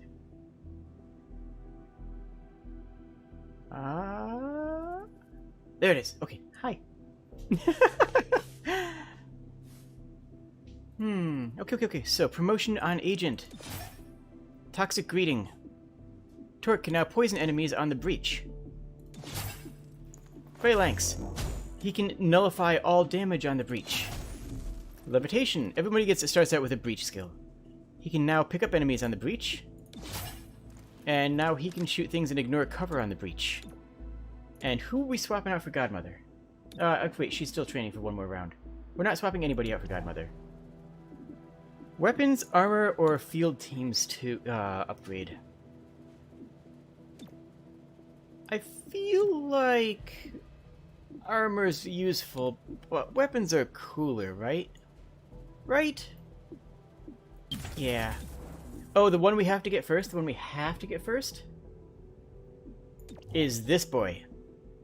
We have a droid. If somebody drops in the middle of a mission, but does not die, if we get to stabilize them, they can't complete the mission. They can't complete the mission, so we get an android who runs in and says, okay, I was stored in a shoebox underneath the truck. I'm in. Put me in, coach. They can gain no XP. They're generally terrible. And if you have to use one, it means that terrible things have already gone wrong. Okay, so. He doubled. So we can add a field team somewhere. Probably gonna need some more Illyrium in the near future, so let's grab an Illyrium team. Now, these are non-combat missions. These are missions that just give rewards. So I'm just gonna grab another intel one and just start strong. Just send the APC to resolve the situation, advances the day. That's all that happens that day, which means that Godmother is ready to go on the team. Appointed Councilor Parada as deputy mayor until the upcoming elections. Councilor Vorthu expressed his displeasure. So who are we swapping out? He opposed the bulk of Mayor Nightingale's policies. Torque, Verge, Blue Blood, Cherub. Who should we drop out for Godmother? This is a trying time for us all. My goal is to keep the lights on until we elect. What do you guys think? No more, no less. More as it develops. Channel 37, Celio Dash reporting. And we can put in another field team because of that. Ooh, hot tip. Ooh, we have 2 item missions. That's fantastic. Okay. What are our options here? Extra padding armor mod. Well, we can't use armor mods yet until we research the armor mod stuff. Or advanced scope. Yeah, we'll go with the advanced scope, I think. We definitely have some accuracy concerns. Should we just swap out Blue Blood and put him into training? That's a good idea. That's a good idea. Yeah, Blue Blood does a ton of damage, but I don't think... What's his training? Yeah, the first training level is always just HP. But he needs it. Everybody needs it.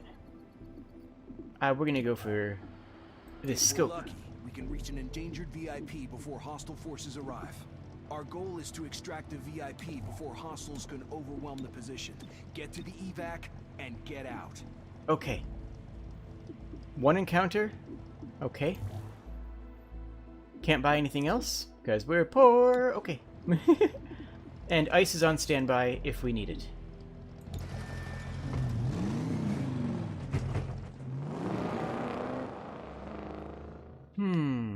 Okay. So this is one, and it said it was a... We beat the hostiles to our VIP. Okay. Time to evac. So we have a VIP, and we need to get them to the evacuation point, huh? First unit in the entrance is guaranteed to land their shot. Welcome to the team, Godmother. Last unit gets +1 armor for the encounter. We will give that to... Well, I guess we'll give it to Verge. That's fine. These missions are tough, though. These are tough missions, and you'll see why in just a moment. Alright, so we have a guaranteed to hit shotgun shot. And we do a lot of damage, but this is a guaranteed hit, guaranteed kill on an aggressive thrall. Even though we can do more damage to other enemies, then we don't have to worry about that one. Bruiser? Sure, shoot it.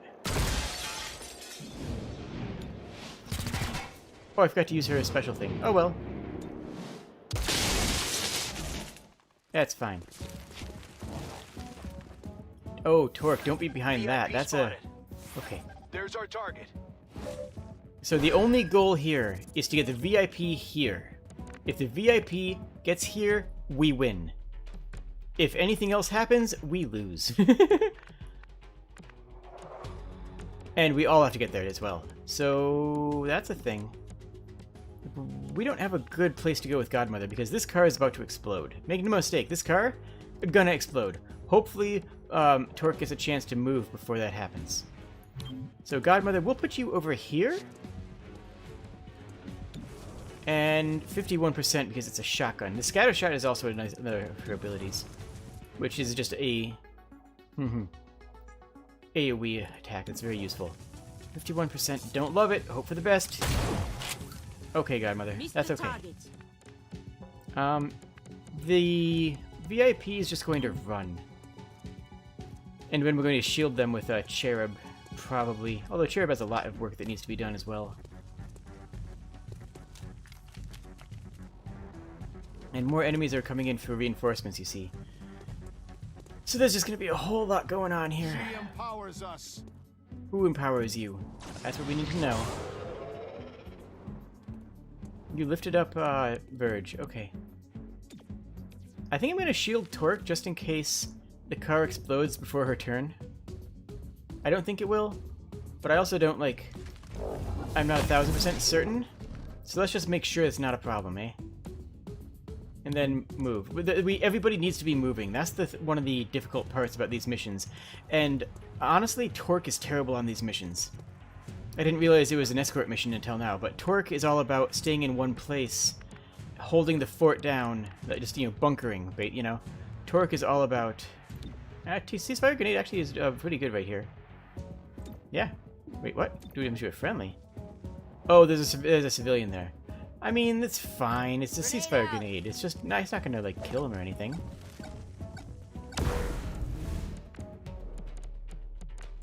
And where are we going? We're going here. Actually, let me go up forward. If I push her... We have to go over here anyway, so if I push forward, can I grab that Acolyte? Not so much because we want to choke out the Acolyte, because that'll take way too many turns. 68? Sure. But more to get them out of cover, because they're in a deep... Nope, that's a big ol' miss. Again. Yes, you will, Torque. We all know it. Oh yeah, that would have hurt Torque a lot. Oh, that target that means that he's going to go for the VIP next turn. Yep, and Verge gets dunked. No permanent damage. Anything I can do? Battle Madness on the... Well, okay. What if I Battle Madness this Bruiser and have him shoot? The Hitman has the best accuracy. The Acolyte has a chance to resist. But the Bruiser... I don't know. Yeah, the Bruiser has a clean shot. The Bruiser has the best shot of all these guys.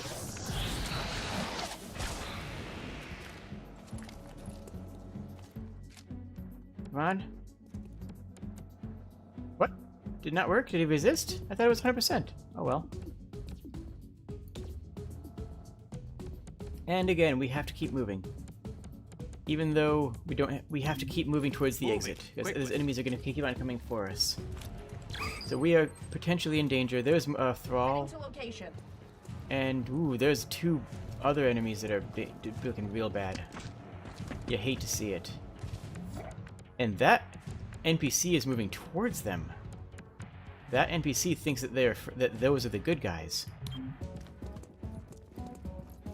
That's kind of interesting in and of itself, right? That trooper is their dead line of sight, so that's a good shot. Oh, nice, we crit. Godmother does all of the damage forever. Okay, the VIP? There's one dude here, but honestly... VIP, I will shield you with Cherub. I kind of have to.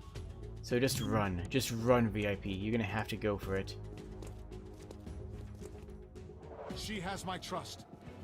Who has your trust? We need to know. Soulfire, it's gonna be on... Oh, it's on Cherub. Okay, oh. Just banged up. Alright, Cherub, you have your very clear job right now. You need to get forward. There's no good cover. I guess I have to move forward to here. That's fine, that's fine, that's fine. Good enough, good enough, good enough, good enough. And I would love to shield Verge, but this VIP is in a really bad position, so we're gonna shield the VIP.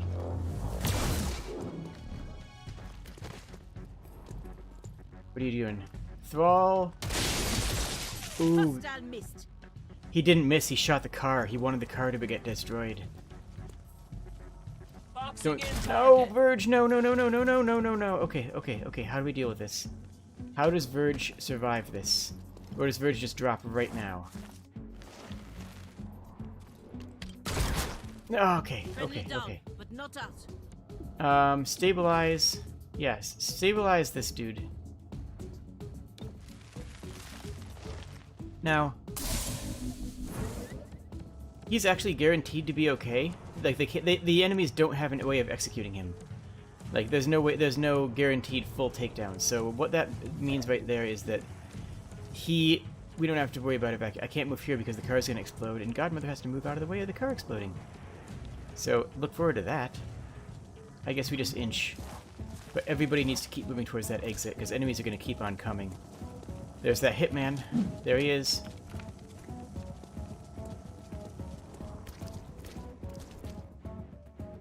Is he gonna go? Yep. Good thing we have that shield. That kinetic shield is extremely good.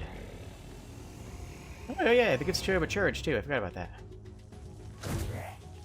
Overwatch. Ooh, that means we can't get her in real close. Okay, actually it means we can't really move her at all. Maybe we just take the shot. Maybe we just take the Overwatch shot and get in there. Oh, I don't like that though. That's bad. It's bad and dangerous. I can move here, but I still take that Overwatch. Yeah, no, that's what we have to do. Yeah, that's not good. But not a lot of options. Oh, okay. Godmother has a lot of health. What? Godmother lost her second action. Okay, that's bad. VIP can get out of here, though. VIP can get out of here. I didn't... Why did the guy... Okay. Alright, we still need to evacuate everybody else. Soulfire on who? Torque? That's actually fine. She's shielded up. I'm more worried about Godmother at the moment. Next out. Torque, can you make it all the way out? Can you actually gun it towards the... You can't. No, you can't. Not even close. I can run to here. Is that cover? It's not great. It's not cover. It's not cover at all. Why would it be cover? Of course it's not cover. But you are... Oh, I don't like it. I could just walk to here. No. Here? No. Here? No. Here? No. Here? Maybe, but that doesn't actually get me close to the exit. I could run to here. That's gonna be in this guy's line of sight. But that's a thrall. And, we need to get out of here. I don't think we have an option. We got it. We have to run this. We have to go. Position. That's real bad, and he's definitely gonna get shot. But he's not getting blown up with the car. Torque. Okay, Torque is okay. Torque's fine. Torque's fine. Everything's fine. Everything's fine. Nobody's really hurt. Starting. What are you doing? Okay, we're really hurt now. Don't die, I guess. Run, Torque. You can get out of here. And you can grab someone else to come with you, I think. Nope, you can't. It's too far of a run. Oh, he's trying to block our exit. I'm running low. Who's two? Who goes before Cherub goes? Who is it? The Acolyte? The Acolyte's gonna kill Cherub. I don't know that I can even stop it. Best I can do is run here and punch this guy so that Godmother gets shot instead of Cherub. Yeah, that's the plan. She's doing the same thing as last turn. She's running in, getting hit, Let me draw their and punching him, and then leaving. Oh, it's no good. Acolyte, please don't kill Cherub. Please do not kill Cherub. Please do not. No, self-fire. Oh, okay. Not great. We have 2 people very badly wounded. That's about as bad as that could have gone. Okay, but we made it out. We completed the mission. We completed the mission. Okay. Assembly's complete. Scope's done. Nobody got a scar or a trauma, which is good. Reports confirm Oh, they did. significant unrest in City 31. Without the city's trust, Reclamation cannot investigate effectively. Anything we can do about that?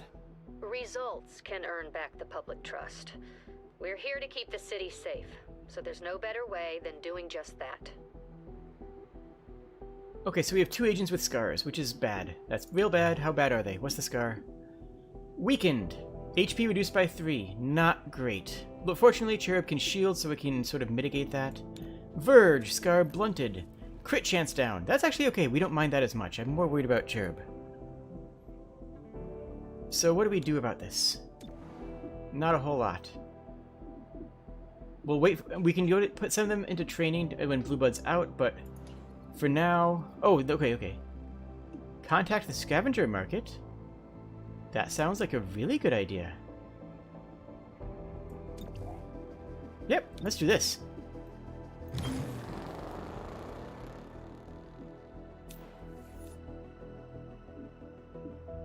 The city is shaken by the untimely loss of our mayor. Hello, Chimera Squad? Hi, how you doing? I'm the proprietor of the Viper's Nest. A humble establishment in the fringe. As I'm sure you know, dangerous tech from the Advent days still turns up from time to time. The city pays well to anyone who turns it over, so I hire a network of scavengers to find the stuff. Oh, and I occasionally hear of opportunities that may interest you. If I do, I'll be in touch. So we can buy things with intel, and ooh, a plasma grenade? Yes! That's great! We can buy that. Okay, so no, scars do not heal over the time. Scars only heal by putting them into training. So in two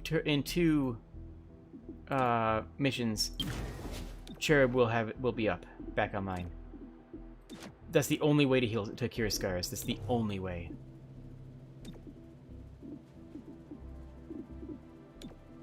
Okay. Modular armor is going to be real important real fast, friends. Oh yeah, and we can upgrade the androids, but I don't like to do that because if the androids are being used, it means things have already gone super bad, so... Yeah, we have... items. We don't have any money because we're poor. Okay. So this is open tomorrow. And it's getting super unrested. We have a button that can reduce the unrest. So we're going to push the button. I mean, obviously. So here we can get $65 dues, or here we can do 30 Illyrium and reduce the unrest by 2. So instead of going up by 2, it'll go down by 2. Vigilance, reduce the unrest on a 4-turn cooldown. We just need to do that sometimes. That's just one of those buttons we just occasionally need to push. Alright, if we go in here, we don't have Cherub, which means this entire operation is a lot more dangerous. We need to go to the armory. Nope. Armory. And take off the breaching charge and the medkit so we can give them to other people. That's important. So we're gonna do this mission here. And who's gonna be healing up stuff? I guess we'll give it to Godmother because she has the most movement. And then Blue Blood, yeah, you can take the plasma grenade. That'll be good. Oh wait, yeah, I can equip weapon mods too. Do I have any? Advanced scope increases aim by 10%. I think Blue Blood's ability to shoot things is the most important on our team. So we'll give it to him. 1 encounter for a prison break. Okay. And yeah, Verge does have his scar.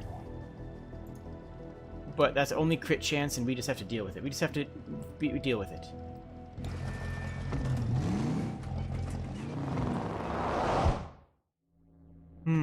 Water. Hostile VIP is present. Okay. Last unit does +3 damage. All non-aggressive are surprised, which means we want to do this somehow. All units in here get +3 mobility for 1 round. That's great. Okay. Still a lot of enemies. A lot of angry enemies too. So we'll see what happens here.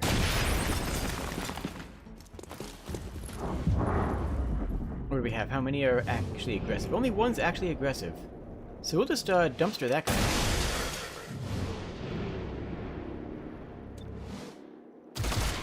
There we go. We're 100% shot there, which is great. I'll take it. Once we upgrade... Okay, we also have poison. We can poison somebody, which is always 100% accuracy. Let's poison that acolyte. Let's poison that acolyte all the way back there.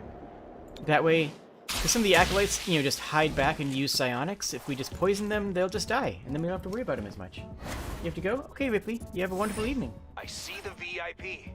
Capture a Fable. Capture with a Fable? It is understood. It's that one. Okay. Everybody, look at how much power. Okay. We can all run super far on this first turn. I think I'm gonna. What am I gonna do? That one's poisoned, so he's gonna die soon, anyways. This Hitman is the biggest danger. So I think I go here, even though I'm out of cover from that Hitman. I just go here and then I try to tear the Hitman apart. Just make him. I just have to unalive him. 100% accuracy. Godmother, just nice. That's a good shot. It is despair.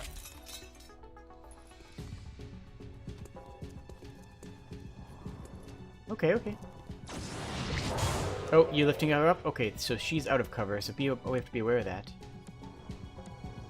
I can Battle Madness the Hitman. Probably the best option, because he's gonna make a free shot against that guy over there. Yeah, Battle Madness the Hitman, go for it. Lash out. Go on, lash out. Eliminating. Oh, nice. And now I'm just gonna subdue the Hitman. I'm just gonna subdue the Hitman. Just run up and knock him out. Just before we have to deal with him again. Subdued the hostile. Oh wait, so this guy is dead. He'll have 1 action this turn, and he's gonna soulfire somebody.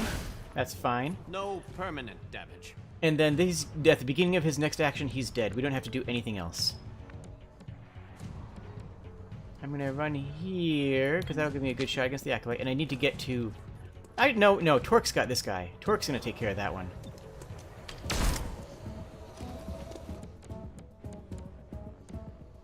Yeah, Torque. Walk up to here. Plus 3 mobility on first turn means I can just... This is a walk action. I can spend 1 action to get all the way out to here. And then...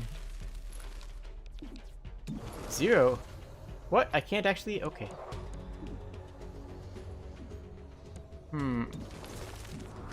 I could shoot him, and that would be very on brand for a Torque, honestly. Yeah, we'll just wipe that guy out first.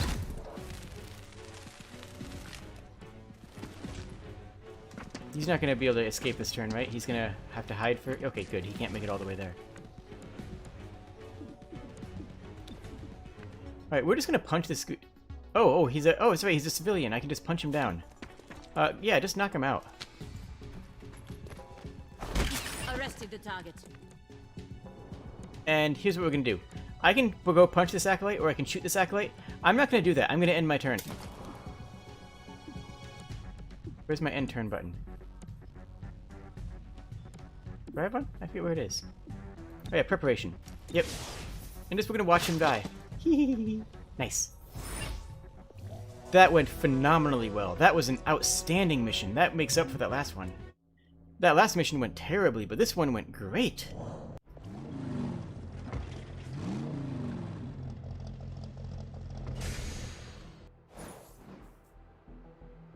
$30 Illyrium, -2 unrest, everything's going great. That's everything we could have dreamed of. Somehow, the progeny got their hands on an experimental codex. Oh no! They're using it in ways it was never intended. Take advantage of this. If you force them to spread it thin, the codex will deteriorate. Codex are very powerful psionically controlled soldiers. Sort of like the Thralls, but like, super dangerous. Alright, so... Godmother's not being removed from duty. Godmother needs a promotion. Oh! Okay. Ooh! We have choices here. We have a new agent. We can take Tifa or Claymore, because Tifa is the same class as Zephyr, so I figure it's really down to these two. Claymore is very friendly, and he's a cook. He likes to cook food. Tifa is from, Final Fantasy VII. So, who do you guys want to see? Tifa or Claymore? They're both great. Tifa is all about running up in melee and punching things in the face. Claymore is all about lots of explosives and blowing things the heck up. Both are very powerful. And both are some of my favorite style of characters. Or we could take Zephyr. I mean, if you guys want to see Zephyr's combat style instead of Tifa's, because she is fully voiced. That is fair. You're thinking Claymore? Anybody else have thoughts?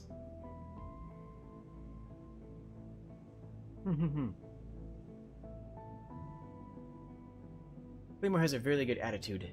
It's true. Do we have any other... Are you the only one voting?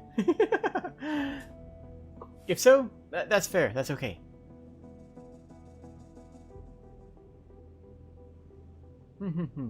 Oh, some water while I see if anyone more is voting more.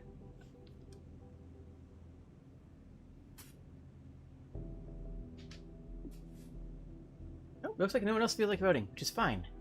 Okay, Claymore it is. Whisper, where is the mess? Claymore. All around you, pal. Very funny. I brought a fish curry for the squad. How do you Sounds sneak good. that past headquarters? 3 spare canteens. You are the man. I'm the man who serves dinner in 15 minutes. Claymore is a cook, and he's great, and I love him, and he's my friend.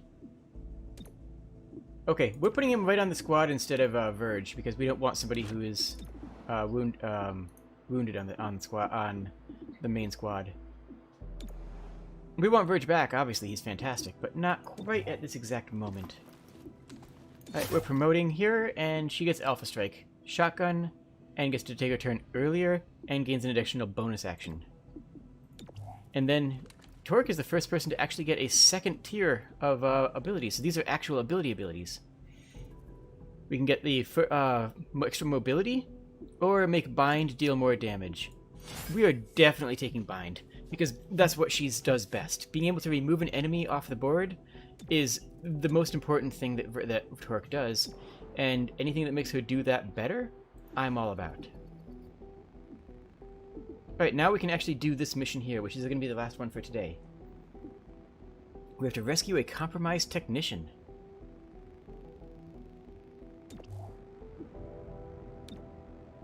One more agent is idle. Actually, that's true. Who do we have idle? We can send no, Verge needs to be available, so we'll send Verge actually to assembly. I don't want to send him out on a Spec Ops mission because I want him to go into training right away. Now, I really, really wish I had, Cherub for this mission, because we want our support. We want somebody who can support the T-Squad, and we don't have support anymore. So we are just going to go and hope for the best. Hostage situations, so you know how it goes.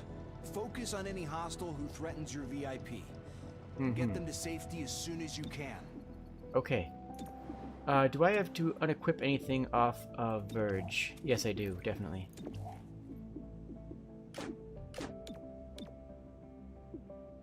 And who do we put it on? Who do we equip with those things? I guess Claymore could probably use them. He doesn't have any items yet.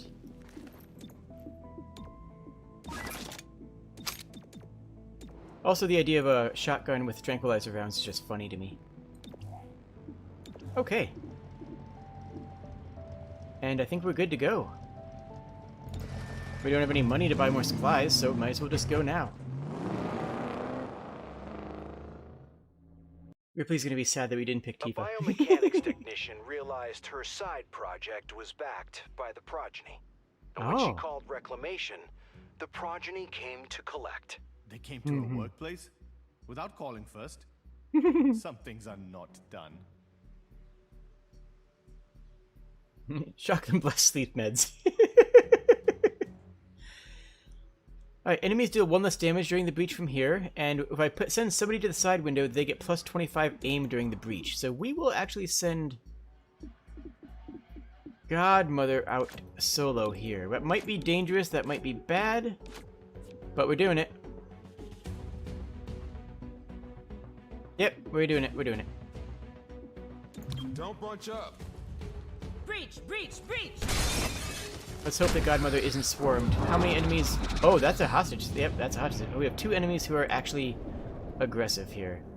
The Thrall, which is not bad, and an Acolyte. Let's try, well, yeah, let's try and drop the Acolyte. Soften them up with Blue Blood. And then shoot them down. No. I could Toxic Greeting and guarantee something on either of them. Yeah, we'll do that because that guarantees kills the Acolyte. We're not getting used out of the poison, but we are making sure that we don't have to... Okay. Oh, easy hit, guaranteed kill. Beautiful, beautiful. We are all set. No incoming attacks on the breach. You love to see that.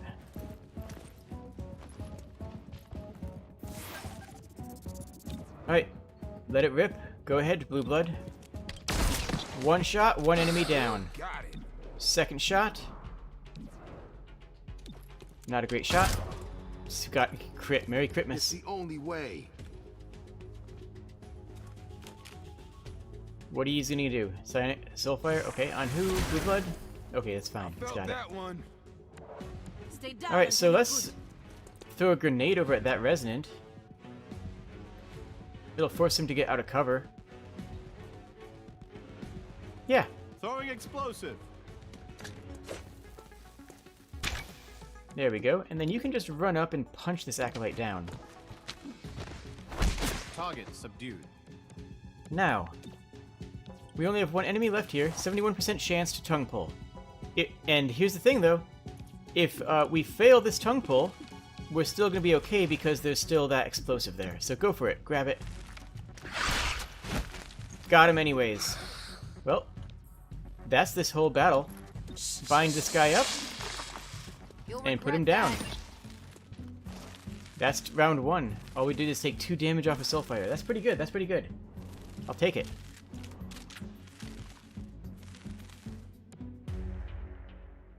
Oh, we're going upstairs now. This is the only place in the city authorized to expand on Codex research. I never trusted those things.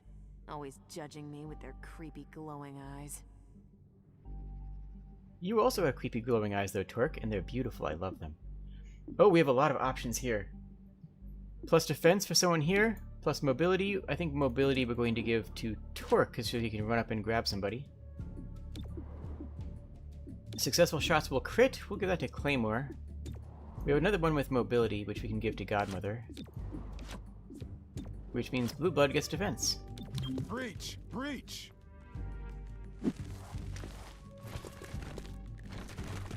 Now these guys know we're here because we had a whole, shootout just downstairs, and this is an open office, so...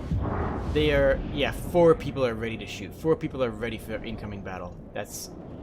Ooh, that's not great.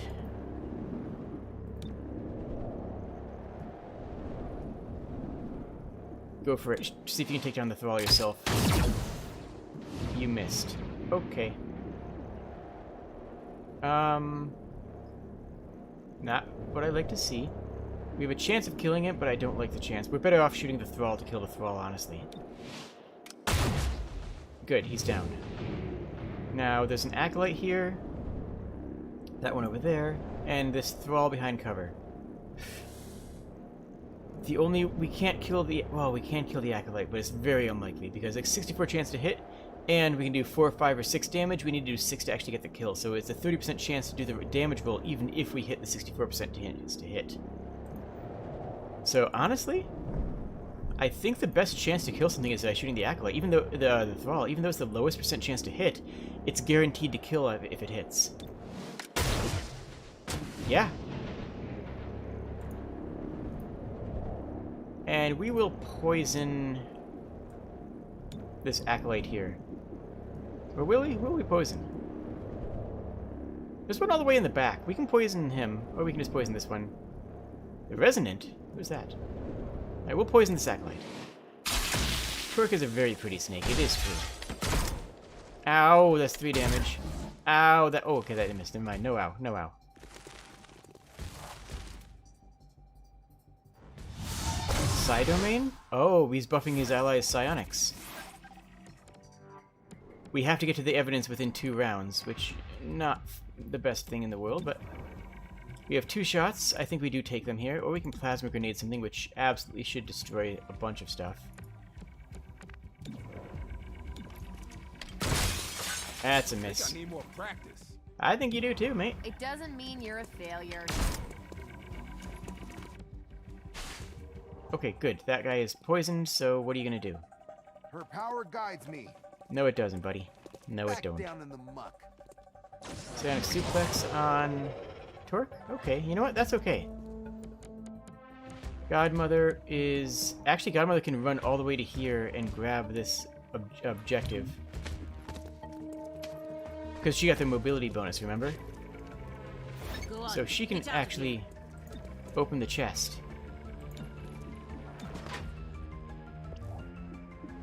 So we've got that already, which is great. And we still have a shot. 86% against that, same against that one, but that one is going next, and we don't want them to have a turn. So turn order is actually one of my favorite new features of this game. Okay, we're gonna do this here. Yeah.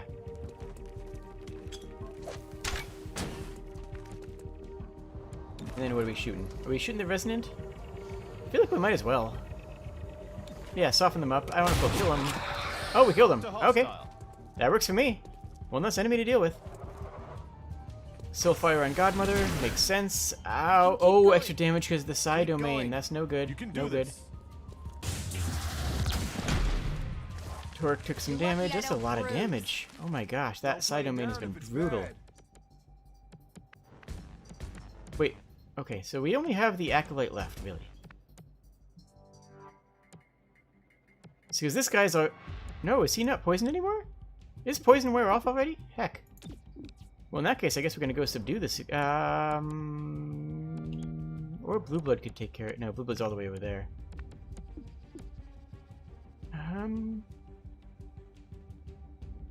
Yeah, I know. We got to subdue this guy. We got to do this action.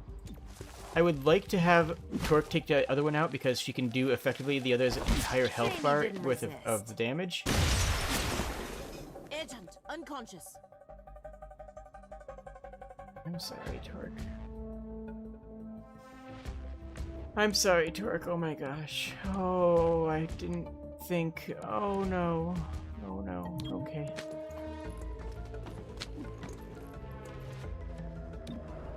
That's bad. That's real bad. That's super bad. That's the worst possible thing that could have possibly happened. We still have another encounter left too. This is bad. We're not in a good position. Arrested the target. Okay. Well, I get to show off the android. Our VIP is in the next room. It's Cube Farm. Lots of open space and thin walls. Sounds like we should find some high ground. Yep.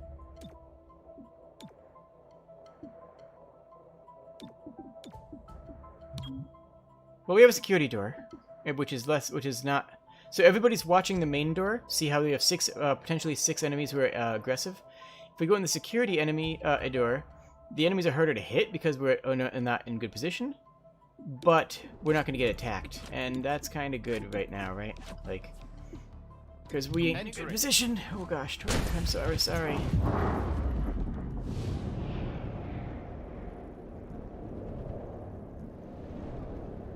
Three thralls, an acolyte, and a resonant all the way over there. That's still a really good shot, that 82, that 92. I think I take the shot on the acolyte, actually. Nice, took him down in one hit. Blue blood, try and take down a thrall. Didn't do it. Grandma, take down a thrall guaranteed. No, it didn't. Heck. Okay, android. Alright, good. Well, good enough. Not really great, it must be said, but it's fine. And that has a buff on it for the psionic buff. That's bad. There's our VIP. Keep her safe from the progeny.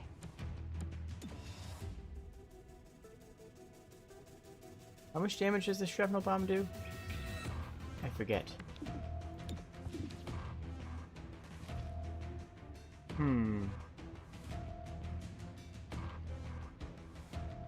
If I drop it, can I hit both of them? No, I can't. Ah, heck.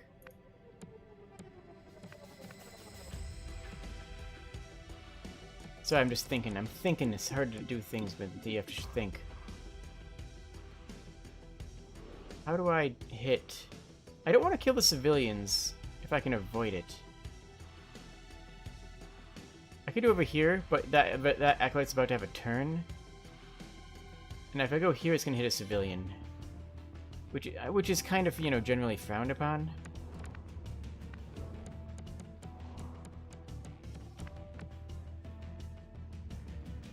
Okay, new plan. We drop the shrapnel bomb right here.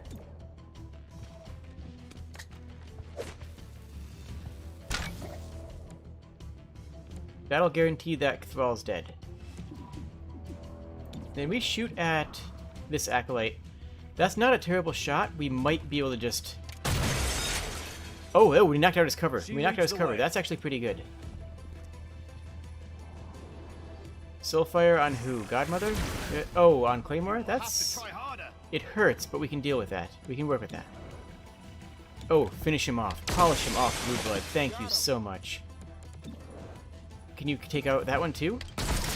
Yes! Got the hostile. Beautiful. And that kills that Thrall. Oh, you love to see it, right? You love to see it. Okay, we need to get to the VIP. I can just straight up run over to the VIP, but I can't be in cover, and that thing's gonna make me sad if I'm not in cover.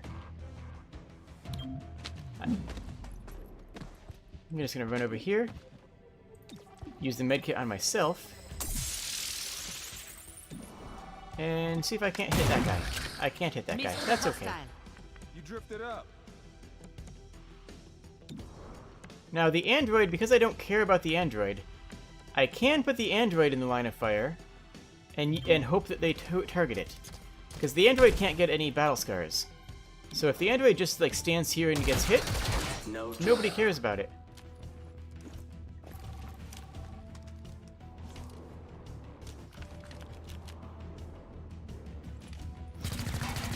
Okay, yeah, nice.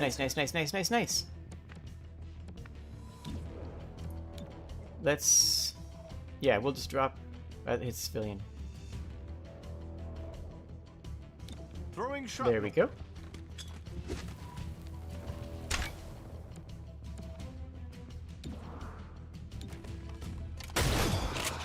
There we go, he's guaranteed dead.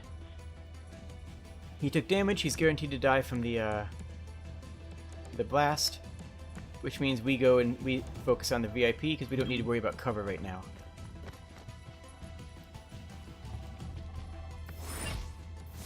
And what are you doing? You are going for... Where's the exit? Oh, exit's over there. VIP's going straight for the exit.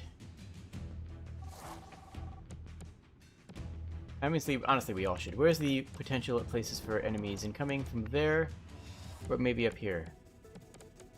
Okay. And Godmother is very fast. See how far she can move on her turns? It's great. Right, Godmother, you head here. And you overwatch this cone. Pop! I love setting up attacks like that. I love setting up attacks where...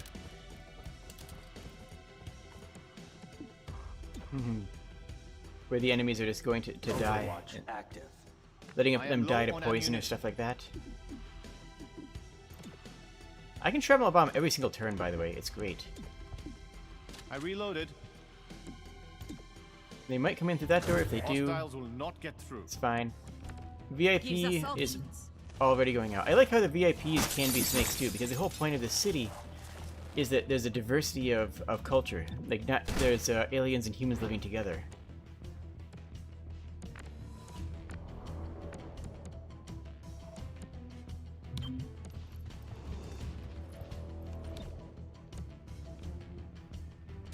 And Overwatch, sure. The fire covered.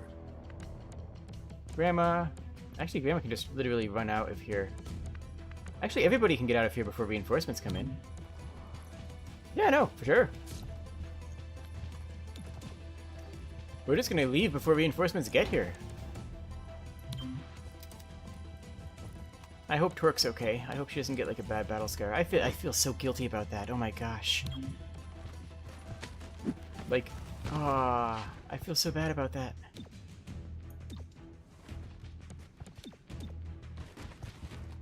Alright, Blue Blood, you're on your own for just a moment. Oh, nice! You dropped that guy immediately. And the only other reinforcement is one Thrall? Nice! You're just getting out of here, though.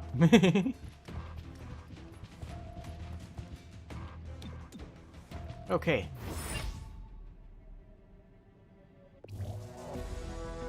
Alright, and that's gonna be more or less it. We're gonna do a little bit of a post cleanup so the next time we can start and go directly into a mission.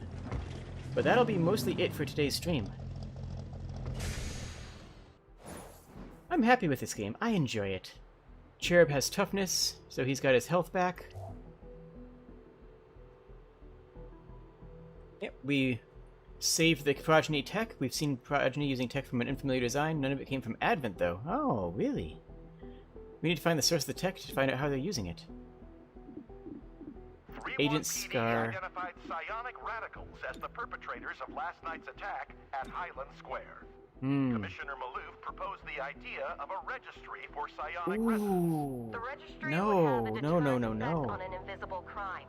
All must be held accountable. I don't like that, Some Maloof. residents argue this proposal is an invasion of privacy and an attack on civil liberties. I wear my dampener without complaint. Why should I be punished for another's poor choices? More on this story as it develops. Channel 37, Celio Dash reporting. So the good guys aren't always good, you know? Like, that's Commissioner Maloof, who is very helpful to us in our abilities to work on this team. And she's proposing a psionic registry for all psionics to register. Now, psionics are already forced to wear dampeners to weaken their psionic power, because without it, there's a chance that they might, you know, get angry and lose control, which is itself making assumptions about the mental state of an individual, which I already don't like. But yeah, that's not great. That's not great. Oh, shell shock, so she has lower willpower. We need to get rid of it though. I guess honestly though, Verge's is probably worse. No, it's just crit rate. Who are we putting in training? We're putting yeah, we're gonna get Torque back online. She's too good of a bean. We need her. She's really, really useful. Cherub's back on the team. Cherub is back and ready to go though. Cherub is here for it. We can start researching. I think pistols are the one we have to do. We have to upgrade the pistols first. Yeah, we need to upgrade the pistols because we have 2 pistol users. We have 2 pistol users and 2 shotgun users.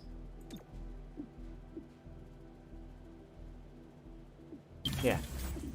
We'll do pistols first because Blue Blood with an upgraded pistol is just a absolute monster to behold.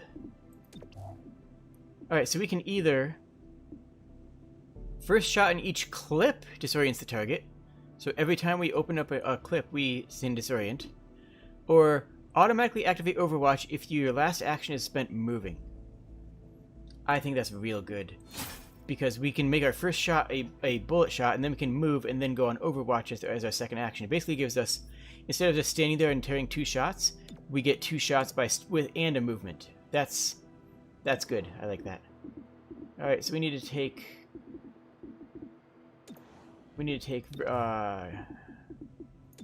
her gear off. Ceasefire grenade is all she had. And give it to... You know what? I think that Cherub wants to have a ceasefire grenade anyways. That sounds very on brand for him. He's a very good bean who doesn't want to hurt anybody. Supplies, we do have a little bit of credits. Not a whole lot. Can't really buy anything of use. Yeah, none of that's amazing. Ooh, okay. Oh yeah, the stock. That's a good thing to show off. So, weapon mods. Expanded magazine increases your clip size. Sure, that's great. Stock. Missed shots still deal 1 damage to the target. Are you guys thinking what I'm thinking? Use the stock on Blue Blood and you have guaranteed 1 damage on a miss twice. So, a stock can give you 2 guaranteed damages. Autoloader, the first reload in a mission does not cost an action. That's good on people who are very action intensive, like Verge. Verge wants to be doing something important every single turn with every single action, so the autoloader is very valuable. Tracer rounds grant +5 aim. It's nice. Not anything amazing, but if we ever have spare money and nothing else to do, grabbing tracer rounds and throwing them on an agent is always worth it. And trank rounds give us more intel at the end of each mission, which adds up. We've seen the progeny using tech of an unfamiliar design. None of this came from Advent. Track down the source of this tech. We need to know how they're using it. You got it. So we have As you know, our presence in City 31 is precarious. Yeah. The City Council is divided on Reclamation's future. So we do the job we came here to do. Secure dangerous technology from those who seek to harm City 31. As Reclamation confirms intel on these bread-and-butter missions, we'll place them on the map. They can't argue with our mandate. Protecting the citizens of this city will help them understand our commitment. In other words, we're going to do this, and you can't do anything about it. So this gives us a free field team, which is the equivalent of getting a free 50 intel. This one gives us a laser sight, which is plus crit rate. And we can't do that for 6 days anyway, so it doesn't matter.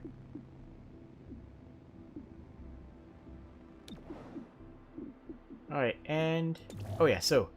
Armor mods. Extra padding, plus 1 HP.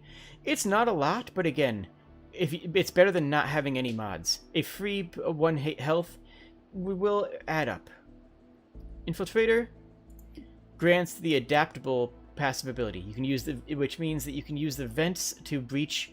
Every once in a while you have a breach point that's a vent, meaning, and usually you can't go through it, but you can go through it with the Infiltrator Weave. Torque can always go through vents, so that's actually even less important, since Torque can just do that natively. And those are always only one-offs, like only one individual can go through it. Plus 30 dodge, it's nice. Medkit, as you know, we've been using those. They're super good. We probably should buy another one so we have 2 on the team. Because we don't have... Yeah, that'd be a good idea. Ceasefire Grenade means that all enemies need to reload, so it basically takes away 1 action point from all enemies that use weapons. Pretty handy. Flashbang disorients all units. That's useful against psionics, and actually we might save up for that because the psionics... psionic enemies are very dangerous. Especially, and we're going up against a lot of them right now. So disorienting them, probably a good idea. Smoke Grenade is a defense bonus for everybody locally, but if you're not in cover, yeah, it stacks with cover, but it's still not the best. We already talked about those, and we already have an android.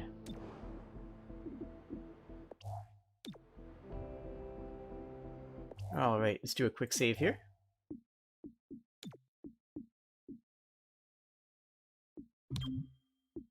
And poof.